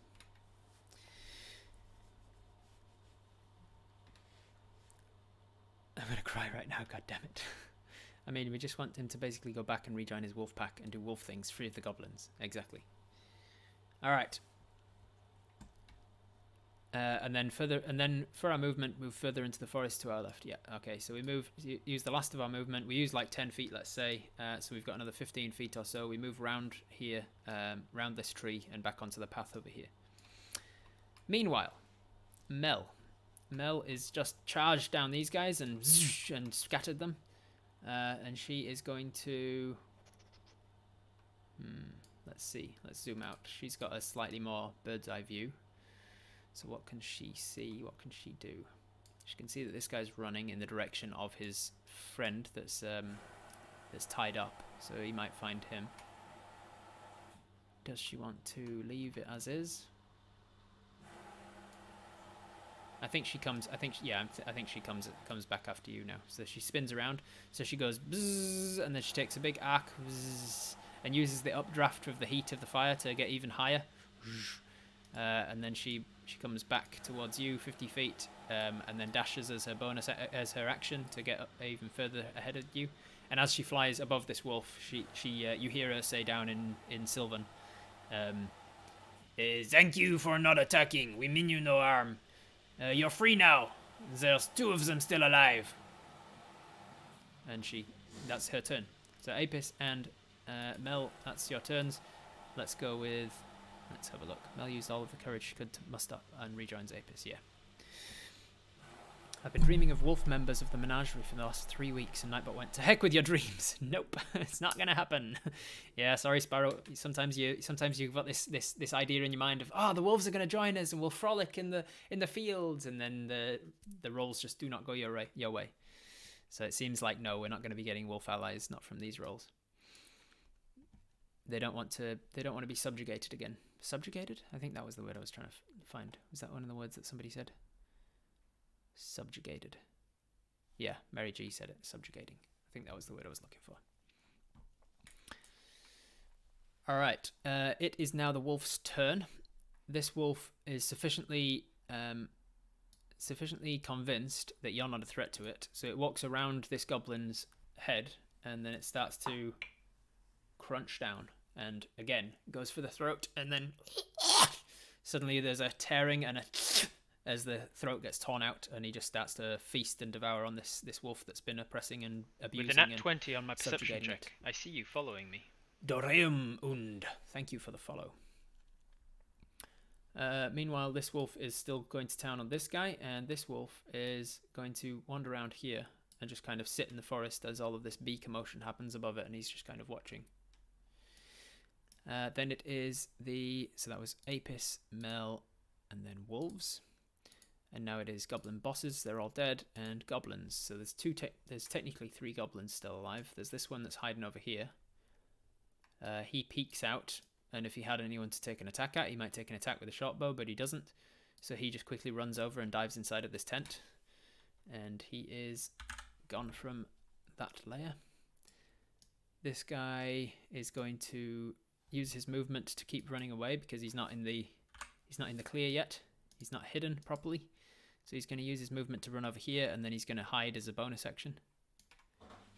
Because goblins can do that as a bonus action. And then as his main action, he's going to ready. So that if he sees any movement, he's going to shoot at it. And then this goblin, who's technically still alive but tied to a tree. Well, as far as we know, he's still alive and tied to a tree anyway. Can't do anything. So that is the end of combat, effectively. I think we've managed to avoid combat. Because we, on our turn, will presumably keep running to get the hell out of here. And we'll just now dash. Dash and dash and dash and get the heck out of here.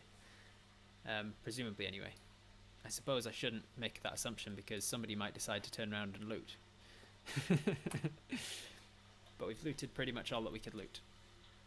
So I'm going to say that Apis and Mel continue out into the forest to get the hell out of here. We're leaving our rope and bedroll behind. Well remembered, yes. So Apis runs off into the forest, gets about 5 minutes before we realise, ah crap, we used our stuff as a distraction. And they turn around and they come back. At this point, this wolf has dragged off the bodies of this guy over into this clearing here, and the body of this guy over into this clearing. The wolves have collectively managed to drag all their bodies together, and have just begun a big old wolf feast on all of the people who've been subjugating them their whole lives. And this guy's just cowering in his tent as all of these wolf crunching bones happen. And this guy probably eventually finds this guy and lets him loose and does whatever he needs to do. By which time you've returned here, you grab your bedroll and the things that you used as distraction before, and then you escape back again, run away. No more issues on this combat page. So we'll go back to the main page. Unbreakable. Whew, what a tense Time moment. for me to head to bed. And for you to head to bed. Thank you very much for the unbreakable bits, Mary G. Appreciate the 500 bits. It was a lot of our possessions, including some of our brand new bedroll and brand new blanket that we bought. The rope was tying the goblin to the tree. I don't think we can retrieve that. Yeah, we're not going to retrieve that rope. All right, so we lived. So what we do is we spend the next half an hour running far away from this camp, and then by now it's midnight, and so if we continue to move, then what are you talking about, AJ? I don't know what you're talking about. We move about half an hour into this. By now it's at least midnight, and it's going to be, if we continue going on, Unbreakable. We're going to risk getting exhaustion. Thank you for another unbreakable bits. Thank you, Mary G. It's going to be a total of 1,000. I just can't take any more tension. Mary G's talking about 1,000 bits is my scare limit. So if you give me 1,000 bits, it scares me. And Mary G couldn't take the extra scare, so they split it into two. So thank you for that. My hearing, my ears, thank you. So what are we going to do? Are we going to camp out here in the wilderness, out here in the woods? And or are we going to push on, risk getting exhaustion, but at least make it to the edge of the woods and back to civilization, where we might be safer? It's up to you.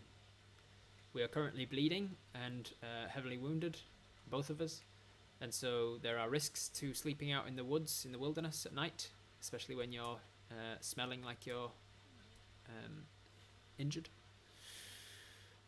How long would it take to return to Creed's farm? It would probably take about 2 or 3 hours of walking, I think. Did we lose our trap? No, we kept our hunting trap on us.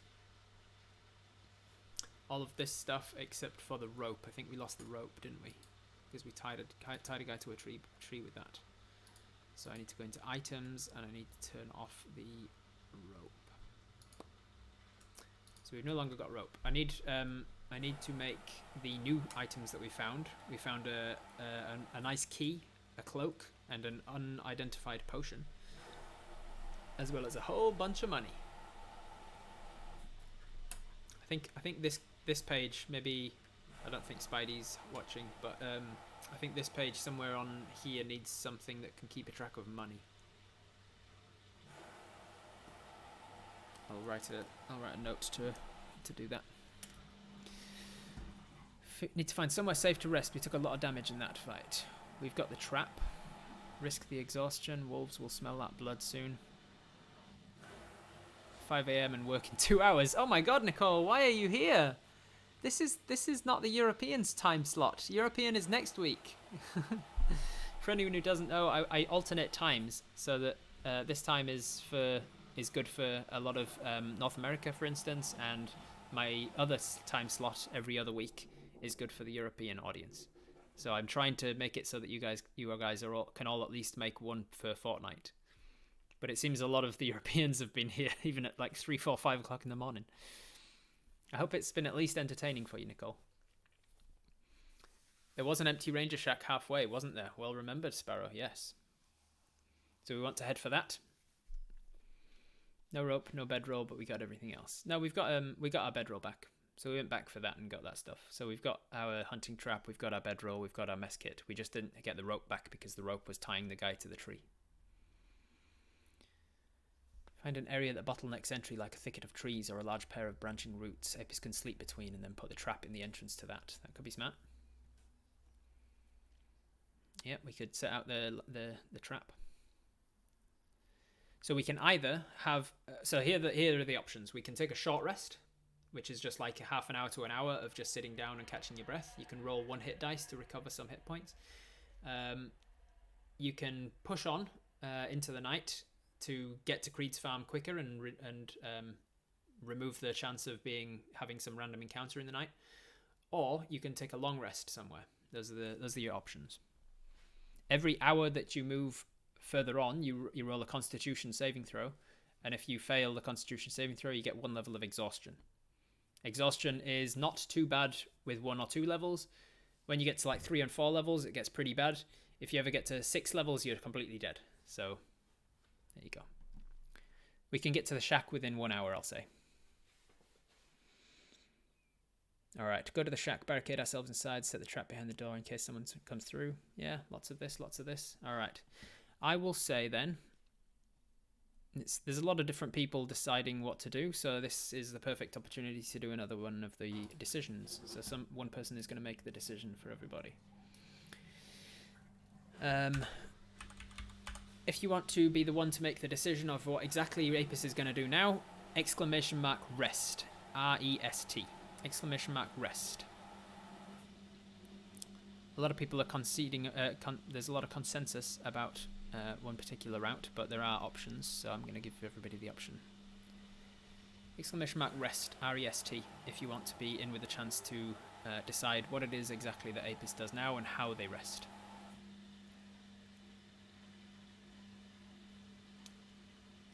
And then what we will do, I think, given that it's 4 PM, what we will do is I'll describe what happens and how we rest, and then I will go into the level up, and we will level Apis up to level 2 on stream.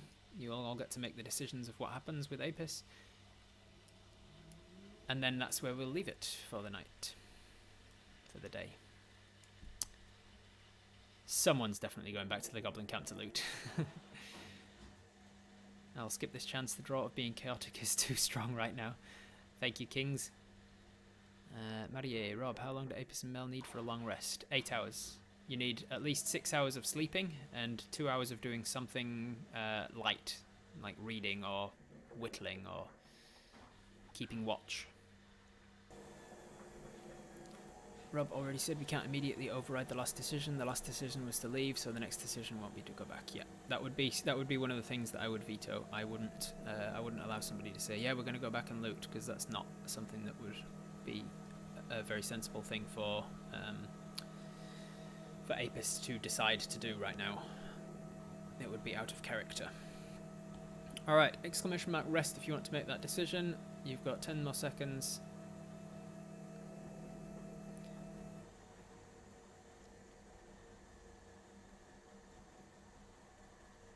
It's finally going to happen.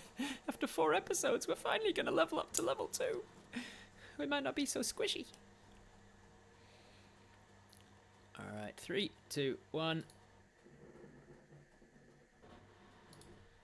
Roll it. FBGX! Fully blue. My good friend, my good personal friend, FBGX, gets to decide what exactly are we going to do? Are we going to have a short rest right where we are? Are we going to have a long rest? Are we going to look for some place to rest? Are we going to move an hour's walk back to the shack and have a rest there? Are we going to try and walk all the way back to Creed's farm and have a rest there? There are pluses and minuses to all of those decisions. FPGX is a skilled D&D player, has been playing D&D with me for 4 years, on and off. Mostly off, unfortunately. So, you know, you're in good hands.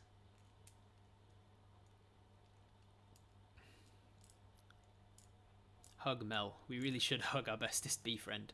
Yeah, man, she saved your life a couple of times. But that's why I gave you her. All the hugs for our Buzzy Bee. And the fun thing is, when we level up, Mel levels up.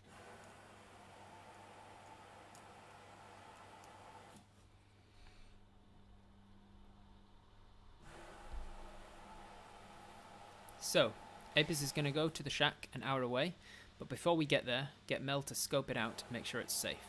If it's safe, we'll set up a trap near the doorway and rest inside. Also, ask Mel to keep watch if she's not too tired. Alright. That's what happens then. So, with the nat 20 we push on perception into the check, night. I see you following. Super Fries, thank you for the follow. We push on into the night. The Constitution saving throw was only a 7 plus 2, as you can see right there. Plus 2, so that was a 9. 9 is not enough, so we get 1 level of exhaustion. So plus 1 level of exhaustion. What that means is that we have disadvantage on all skill checks. So anything like animal handling, athletics, perception, stealth, survival, anything else, those are all exhaustions. Mel also needs to make a save. And what's her constitution? Let me check. Where are you, Mel? There you are. Her constitution is just a plus 1. That was cocked. And that's a 4. So she gets a 5. She also gets a level of exhaustion. So in answer to your, if she's not too tired, I'm afraid that's your answer, FBGX. She is much too tired to keep watch. So as by the time you get to the shack in the woods, which for people who weren't here when I described the shack in the woods in a previous episode, the goblins that you just dealt with, the final wave of goblins, they were the ones that you saw had just raided a ranger shack that is specifically left there by a faction of druids and rangers known as the PEA, the Penkempwyr en Amglashad, which is Elvish for the warriors of the wilderness, or something along those lines. And this faction of elves and rangers, druids and rangers, I should say, they tie the balance between wilderness and civilization, between oppressing the wild and destroying the wild, and just keeping it at bay so that civilization can flourish. And as a means to doing that sort of thing, they set up these sorts of ranger shacks at various strategic locations in mystical forests like this one, where people, travelers and wanderers, can just rest their weary heads on a night kind of thing. And the goblins had come across one of these things and raided it for any of its pots and pans and anything that was even remotely valuable. So you find your way back to this same shack. It doesn't seem to be in use currently. Mel scouts ahead and looks around it, looks through the little windows and says, "No, the windows are open, so obviously nobody's in it, otherwise they would have closed them up for the night." You make your way to it. You close the doors, you close all the shutters, and you get started with a fire in the hearth, and you warm yourself, and very quickly you feel your eyes getting tired, and she curls up. Mel goes to sleep immediately, almost immediately by the fire. As you sort of nod off for a few minutes, and then you kind of wake and think, "Oh, I'm going to sleep here. I need to put out some traps just in case." And you get your hunting trap out and you set it just on the inside of the door, so that anyone who busts through the door in a hurry would get trapped by the hunting trap. And then you go to sleep. You put the bar down over the door, clunk, and you find the bed that's kind of worn out, and the springs have all bust. So you add your bedroll over the top of it to make it add a bedroll. Did I have a bedroll? Let's have a look.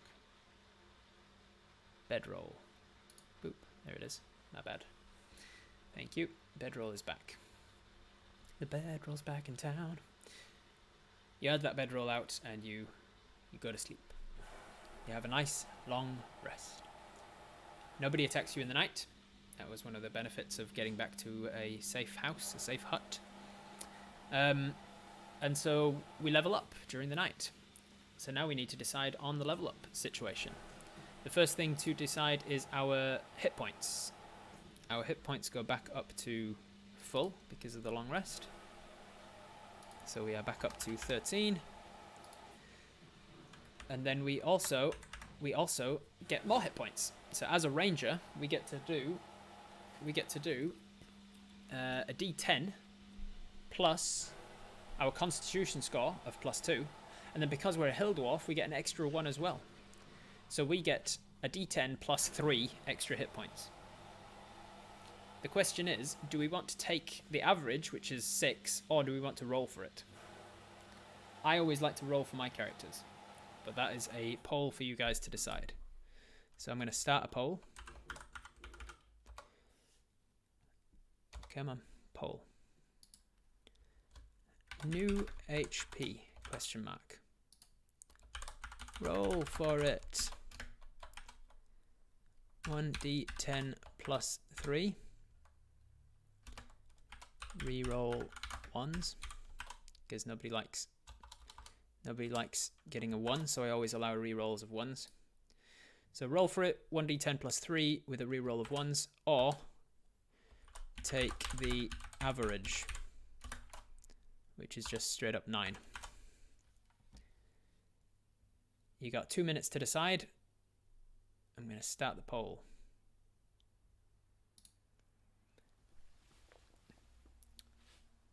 So we can take the average and just take an extra 9 damage, extra 9 hit points, giving us a total of 22. Or we could roll for it, risk getting a 2, which would give us only 5 extra hit points. But we could get a 10 and get another 13 extra hit points. So, you know, do we feel lucky? Roll for it always. I always roll for mine. It's fun. It gives you extra character to your character. Like it sends your characters into particular directions. FBGX's first couple of levels as a monk only got 1s and 2s and had like really weak hit points for the first few levels, and it added to the way that you played it. Same with one of my rogue characters. I've literally rolled a 1 on the first 3 level ups, and so I was like squishy as F. And it added to the way that I play the character. It just adds to the character of the situation. But in my games, I always allow a reroll of 1s, or at least now I do anyway. Apis dashed away and eventually turned as Mel stung the leader off his mount and barely calmed the wolf mount. Mel intimidated the remaining goblins with a buzzing move in the midst, and they scattered. Remaining wolf was shown the dead goblin boss, and we escaped. That is a good recap. Thank you, Dale, for the recap. I appreciate it when you guys do the recap for anybody new arriving, so it saves me having to do so. We will roll an 8. We could roll an 8. Yeah, Nightbot can go hang itself. Today we did not do well with Nightbot, so if we roll, I'll roll on my dice. You've got a few more seconds to decide. Are we going to go average or are we going to roll for it? No, the average of 1d10 plus 3 is 9. The average of a d10 is 5.5, which becomes 6 when you average it. We're going to roll for it. Yeah. So we're going to get our d10, which is this one here. We've got all the odd numbers on that side, 1, 3, 5, 7, 9, and all the even numbers on this side. The zero counts as a 10. There's your d10, and we're going to roll for it. And how am I going to do it? You're going to have to just wait. If I can I do this maybe? If I move my... I know you can just trust me to roll it right, but at the same time, it's exciting to see things rolled. Here we go. Oops, that was not what I intended.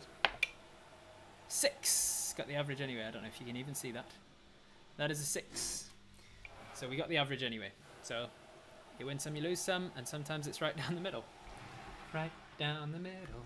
Alright, so we get 9 extra hit points on our level up, and so our new maximum health is 22. so we can withstand a little bit more now. We're just unstoppable. Let's go back and loot. All right. The next thing to decide is it going to? So the next thing to decide is our fighting style. So at second level as a ranger, we get to decide on a fighting style. Let me read you that out. We need to do Mel's HP. I'll do that off screen because you guys don't get to know things like that about Mel. She's not technically part of your character. So her exact Feeling stats charitable, you are, give the beggar man a few of your coins. Who's that? Kings gives me 100. Thank you very much for the 100 copper. Yeah, you don't get to know Mel's exact stats because she's not technically your companion. If when you get to level 3, you decide to go down the Beastmaster range where you get an animal companion, then I'll allow you to take control of Mel entirely if you want, but that's a decision for another day. What was I looking up? Ranger. Ranger's territory. So the fighting styles. At second level, you adopt a particular style of fighting as your speciality. Choose one of the following options. You can't take a fighting style option more than once, even if you get to later choose it again. So you've got 4 options. You've got archery, you've got defense, you've got dueling, and you've got 2-weapon fighting. Archery is, you specialize in archery obviously. You gain a +2 bonus to any attack rolls that you make with ranged weapons. So anytime you make an attack with a ranged weapon, specifically a longbow, a shortbow, a sling, any of the crossbows, not thrown weapons, so like throwing axes don't count because they're not ranged weapons, they are melee weapons that you are using to do a ranged attack. It gets confusing. So any ranged weapons, any archery type weapons, you get a +2 bonus to attack with them. So if I take you across to the fighting page, you can see below me, you can see the longbow in the middle there has a +4. If you took archery, it would be a +6. You'd be more likely to hit with it. You wouldn't do extra damage, but you would be more likely to hit when you take an attack. All right. The second one is defense. While you are wearing armor, you gain a +1 bonus to your AC. So instead of a 13 across the other side there, instead of a 13 to hit, which is up in this corner, you can see, it would be a 14. And if you go and invest in better armor, then you can up that even further. But anytime that you're wearing armor, you'd be harder to hit. The third style is dueling. Whenever you are wielding a melee weapon in one hand that does and no other weapons, you gain a +2 bonus to damage rolls with that weapon. So if you've got a sword and shield, if you've got your short sword and nothing else in the other hand, or if you've got a short sword and a shield, or if you've got a mace and whatever, as long as you're not dual wielding 2 weapons, you get a +2 to damage rolls with that weapon. So instead of so you'd still get a +4 to hit with your short sword, but you'd be doing 1d6 +4 instead of 1d6 +2. And then the last style is 2-weapon fighting. When you engage in 2-weapon fighting, you can add your ability modifier to the damage of the second attack. So normally, and you'll notice this if you've watched the most recent episode of Viva La Dirt League D&D, normally when you're dual wielding, if you like Ben's character Bob, he's got a short sword and a dagger, and so as his main attack, he attacks with his short sword and does 1d6 plus whatever his dexterity modifier is, and then as his bonus action, he attacks with his short sword, his dagger, and with his dagger, he only gets to add the 1d4. He doesn't get his dexterity modifier as well because it's your left hand. You're not as good with it, kind of thing. But if you take that fighting style, you're just as good with both hands, and you get to attack with both for sure.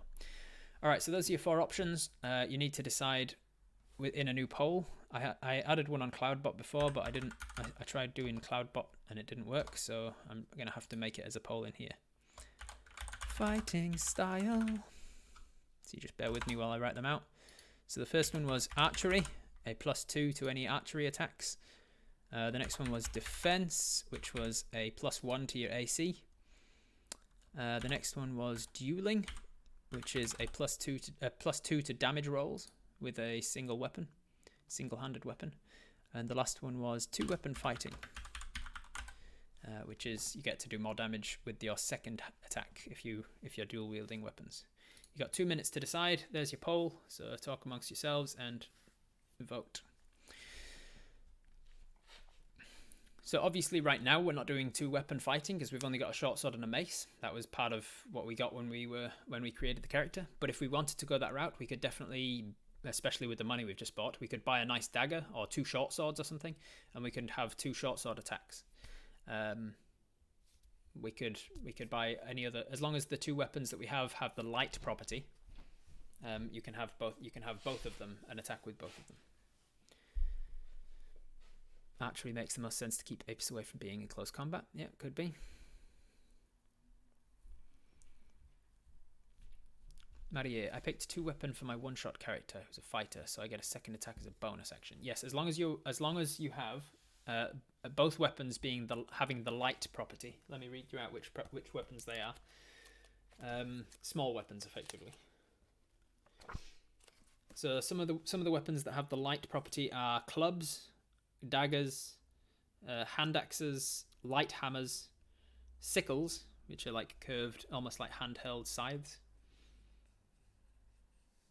and scimitars and short swords, and that's it.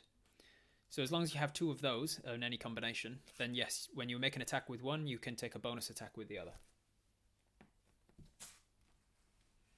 On the bow, 150/600 means if they are within 150 feet, you get to attack without any detriment.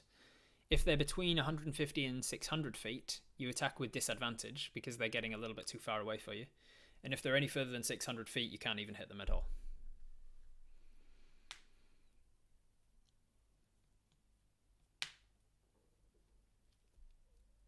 Range attacks avoid confrontation. Yep, could be. All right, archery wins with 56% of the vote. Let's have a look at the others. How do I look at the rest of it? Ooh, not even close. Defense had only 4 votes. Dueling had 4. 2-weapon fighting had 3. Archery had 14. So it's pretty clear majority think archery. So that's what we're going to have. So as we level up, our archery style gets even better. And now, in order to hit, we can add 6 to the roll. Archery style. And now for the difficult part. This is the most difficult part to make a decision on, but you guys get to decide what spells does Apis know. So I've put together a survey monkey survey, and what you're going to do is you're going to go across to this survey. Once I find it, I had to close the whole thing down when I first started the stream and I was having all those tech problems. So now I need to go back up and find it again. Where are my surveys? There it is. Spells for Apis at level 2. Give me 1 second to find it. Find the web link. Here it is. Copy this web link into here. All right. So what you're going to do is you've got 17 spells to choose from. You only get to pick 2 of them. So what you're going to do is you're going to pick all the spells on this list that you would be equally happy with. If you adamantly want Cure Wounds, then pick Cure Wounds and only pick things that you are equally happy with as Cure Wounds. Nope, I'm afraid this is how it rolls, Marie. Only the people that are in the chat get the chance to do so. This is just how Twitch Tales is gonna roll. I'm gonna try and make sure that the level ups happen at alternate times so that the other guys get to decide. But I mean, when we were creating the character in the first place, it was only the people in the chat that got to decide what the character was going to be, and so that's just how the cookie crumbles. So you're gonna pick all of the spells that you are equally happy with deciding, and the ones that come out top, I'm gonna pick the top 2. Maybe I'll pick the top 5 and do another poll if it's close. But if it's obvious, if it's pretty clear distinction between any of them, I'll just pick from that point. All right, so here is the survey. I'll give you guys I'll give you till 20 past at my, I was going to say 20 past my time, but it's 20 past all times, isn't it? I'll give you 6 minutes. So you got to click on that survey that I've just posted. If you don't know what the spells do, then you can, here's another link. I'll give you a link here. I can take you back to the main page here. There we go. I'll give you another link that you can use for looking up what the spells do. It's a very good page for spells. Ranger. Copy. Here's a link for the spells. In fact, I could show you what some of the spells do. Damn it, wrong one.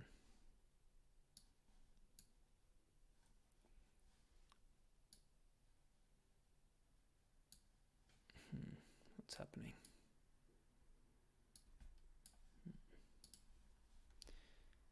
So you can see that these are the spells that you're choosing from. If you want to know what any of them do, like Zephyr Strike, for instance, you can see this. It says that it's a bonus action to cast it. You cast it on yourself only. It only requires your vocal components, so you can still cast it if your hands are bound or anything like that. It takes your concentration, so it only lasts as long as you can concentrate, up to a minute. You move like the wind. Until the spell ends, your movement doesn't provoke opportunity attacks. Once before the spell ends, you can give yourself advantage with one weapon attack roll on your turn. That attack deals an extra force damage on a hit, and whether you hit or miss, your walking speed increases by 30 feet until the end of that turn. So if, for instance, you were in a situation like the wolf attacking, you could turn around as a bonus action, cast Zephyr Strike on yourself, as a main action attack, and then gap it, and your walking speed would be 55 instead of 25. To be able to make an attack and run at the same time, kind of thing. And your movement wouldn't provoke the opportunity attack, which you can't see because it's over here and I don't know how to move it on the page.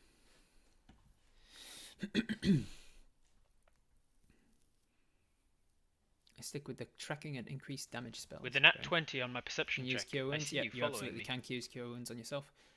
Saharori is caught following.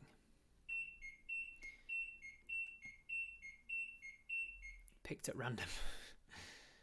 Lazy Titan.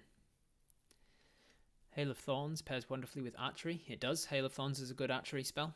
Let me show everybody what Hail of Thorns does. I wish I knew how to move this screen around. Oh, I probably do, but it's going to ruin everything if I do it, so I'm not going to. Hail of Thorns is another bonus action to cast. You cast it on yourself. It's a vocal component only spell, so you can do so with your hands full of bow and arrow. You don't need to cast anything. You don't need to do silly hand movements. Concentration up to a minute, just like the last one. And it says, the next time you hit a creature with a ranged weapon attack before this spell ends, the spell creates a rain of thorns that sprout from your ranged weapon or ammunition. In addition to the normal effects of the target of the attack and each creature within 5 feet of it must make a dexterity saving throw, taking 1d10 piercing damage on a failed save or half as much on a success. So you fire an arrow, and in the middle of the air it splits into a bunch of different thorns and just peppers them with a big shower of thorns.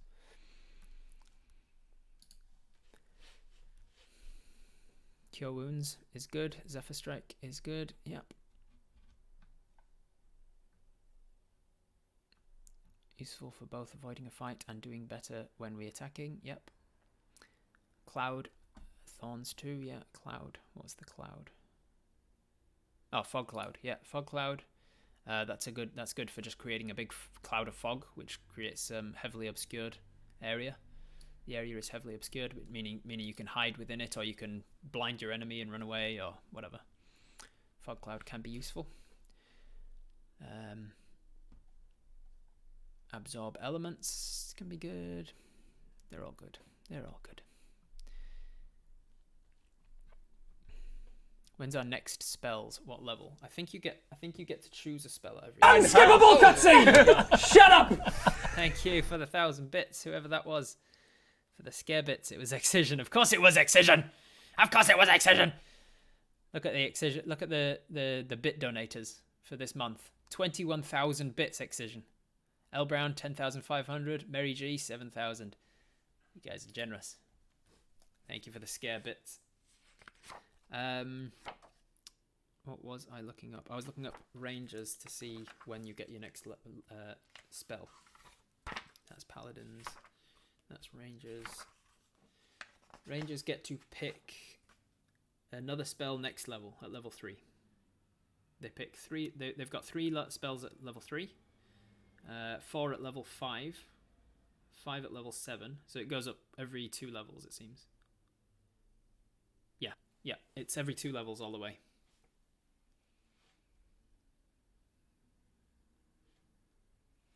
You get to pick one more spell every 2 levels. Oh God, I only had one headphone on.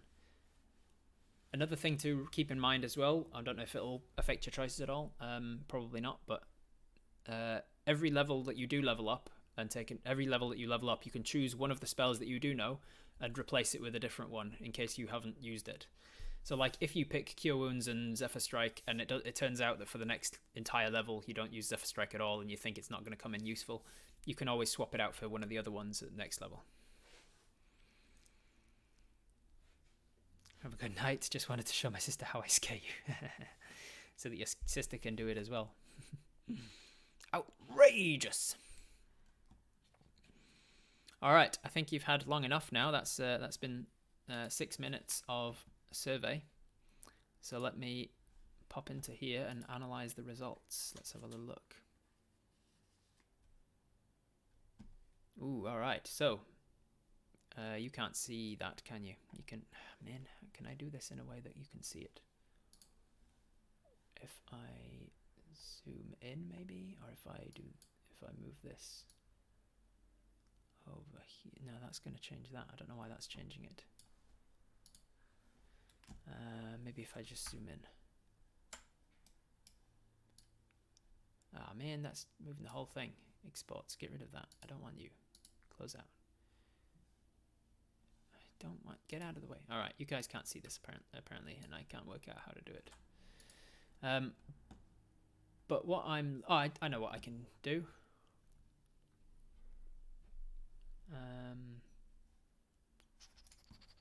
Crap. Never mind. I will. All right, Cure Wounds has got 80% of the vote. So out of 80% of people that have voted for it,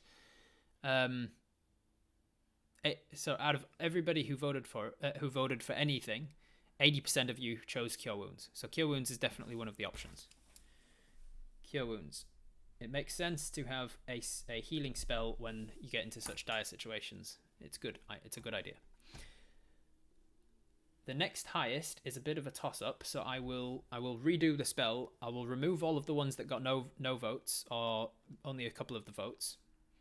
And then I will redo the survey with the ones that came in. With a nat 20 on my perception check, I see you following me. I see you following me, Milander. Thank you. So to give you some examples, 43% of people voted for Zephyr Strike. 43% of people voted for Hail of Thorns, so they come in joint second. Third, 37% of people went with Speak with Animals.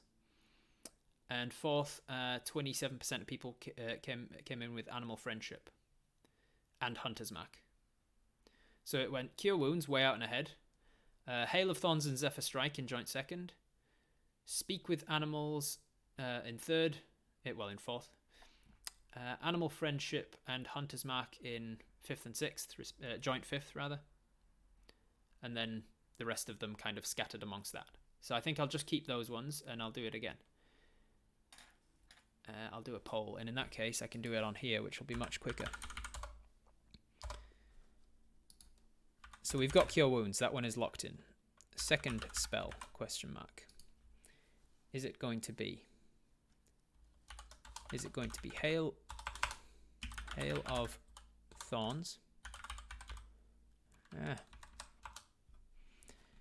Hail of Thorns, Zephyr Strike,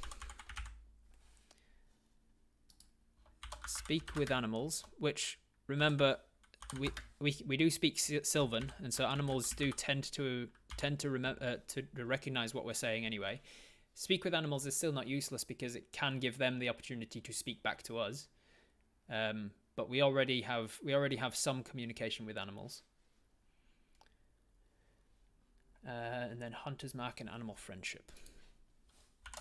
Hunter's Mark and Animal Friendship.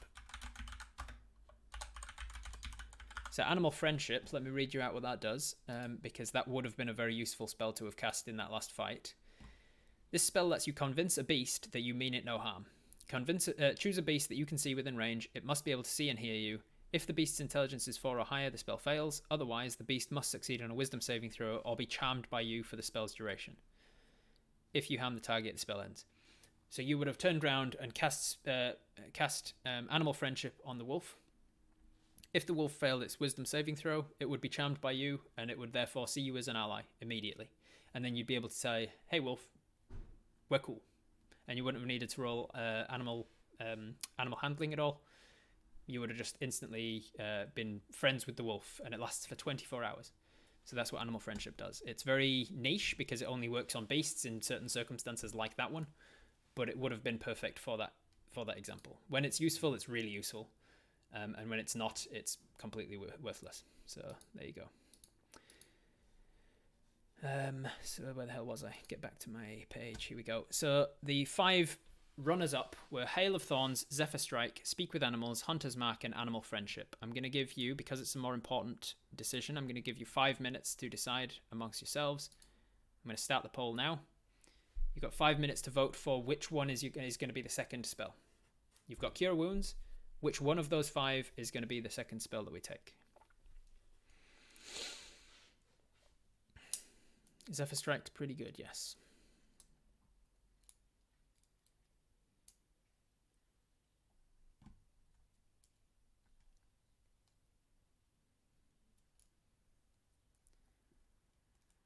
It's not the lazy second place tied, that's fair, yeah. Animal Friendship's better than Speak with Animals. Yeah, in my opinion, Animal Friendship would be better than Speak with Animals because you already speak Sylvan, and in my world, Sylvan is an animal language. Not really an animal language per se, but you know what I mean.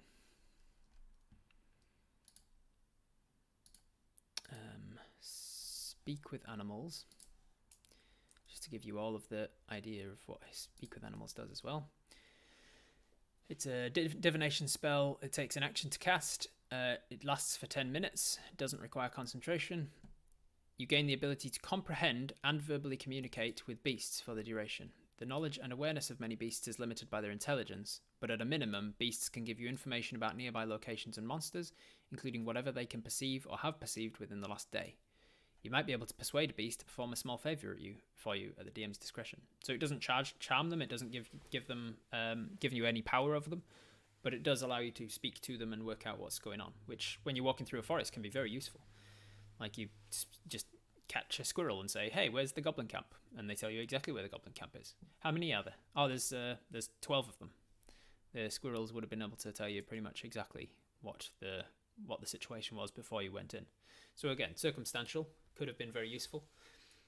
You would have definitely been able to learn all about the goblin camp and who lived there and how many goblins there were and how many wolves and all of that stuff before even going into the goblin camp, if you'd have found an animal that could tell you all of that stuff.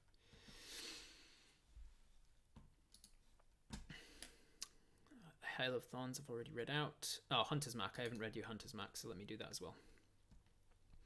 Hunter's Mark is a bonus action to cast. It's a range of 90 feet, a vocal component only, concentration up to an hour. You choose a creature you can see within range and mystically mark it as your quarry. Until the spell ends, you deal an extra d6 damage to the target whenever you hit it with a weapon attack, and you have advantage on any perception check or survival check made to find it. If the target drops to 0 hit points before the spell ends, you can use your bonus action to mark a new creature. So you go, you! I'm gonna kill you! And you mark it with Hunter's Mark. And then anytime you hit it with your bow and arrow or a mace attack or anything, it just takes more damage, so it goes down faster. And if it tries to run away and flee, you can track it, you can work out where it is. And if it dies, you can go, now you're gonna die next. So that's that. And when you start to get higher level spell slots, you can increase your concentration on it for longer than just an hour. Alright, so time is, let's have a look. So you've got another minute or two, I think, left of the poll. If you haven't decided, decide now. It seems like Animal Friendship and Speak with Animals are not going to make it. They are not getting a lot of the votes here. It's kind of Zephyr Strike out ahead, but with Hail of Thorns and Hunter's Mark kind of coming up in joint second.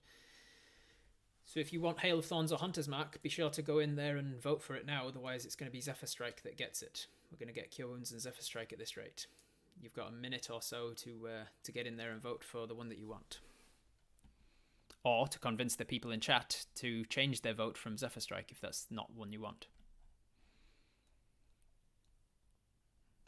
Twitch Tales recap time. Thank you, Nightbot. I don't think it's necessary at this stage because I don't think anybody's just joining now. And we're not exactly making character decisions, so you don't really need the recap. Zephyr being able to get him out of a sticky situation. Get them out of a sticky situation. Yeah. Zephyr seems best at early levels. Yep, can be pretty good.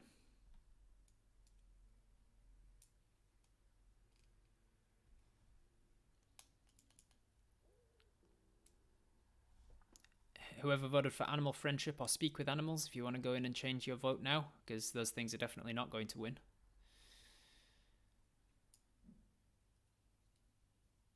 I think Hail of Thorns should definitely be our next choice, though. It sounds awesome. It can do a lot of damage, yeah. Alright, that's the end. Zephyr Strike wins with 14 or 47% of the vote, so not quite a majority, but almost half of everybody who voted for Zephyr Strike, so there it is. Can you change your vote? I don't know how. I thought you could, but maybe not. I think you can't change vote anymore. Oh, is that not a thing you can do anymore? I'm pretty sure I did it early on, but maybe that's the thing they changed. Alright, Zephyr Strike it is. So Cure Wounds and Zephyr Strike are the two that we are going to learn for second level. And that, my friends, is where we're going to leave it, because that is Apis Hive all leveled up.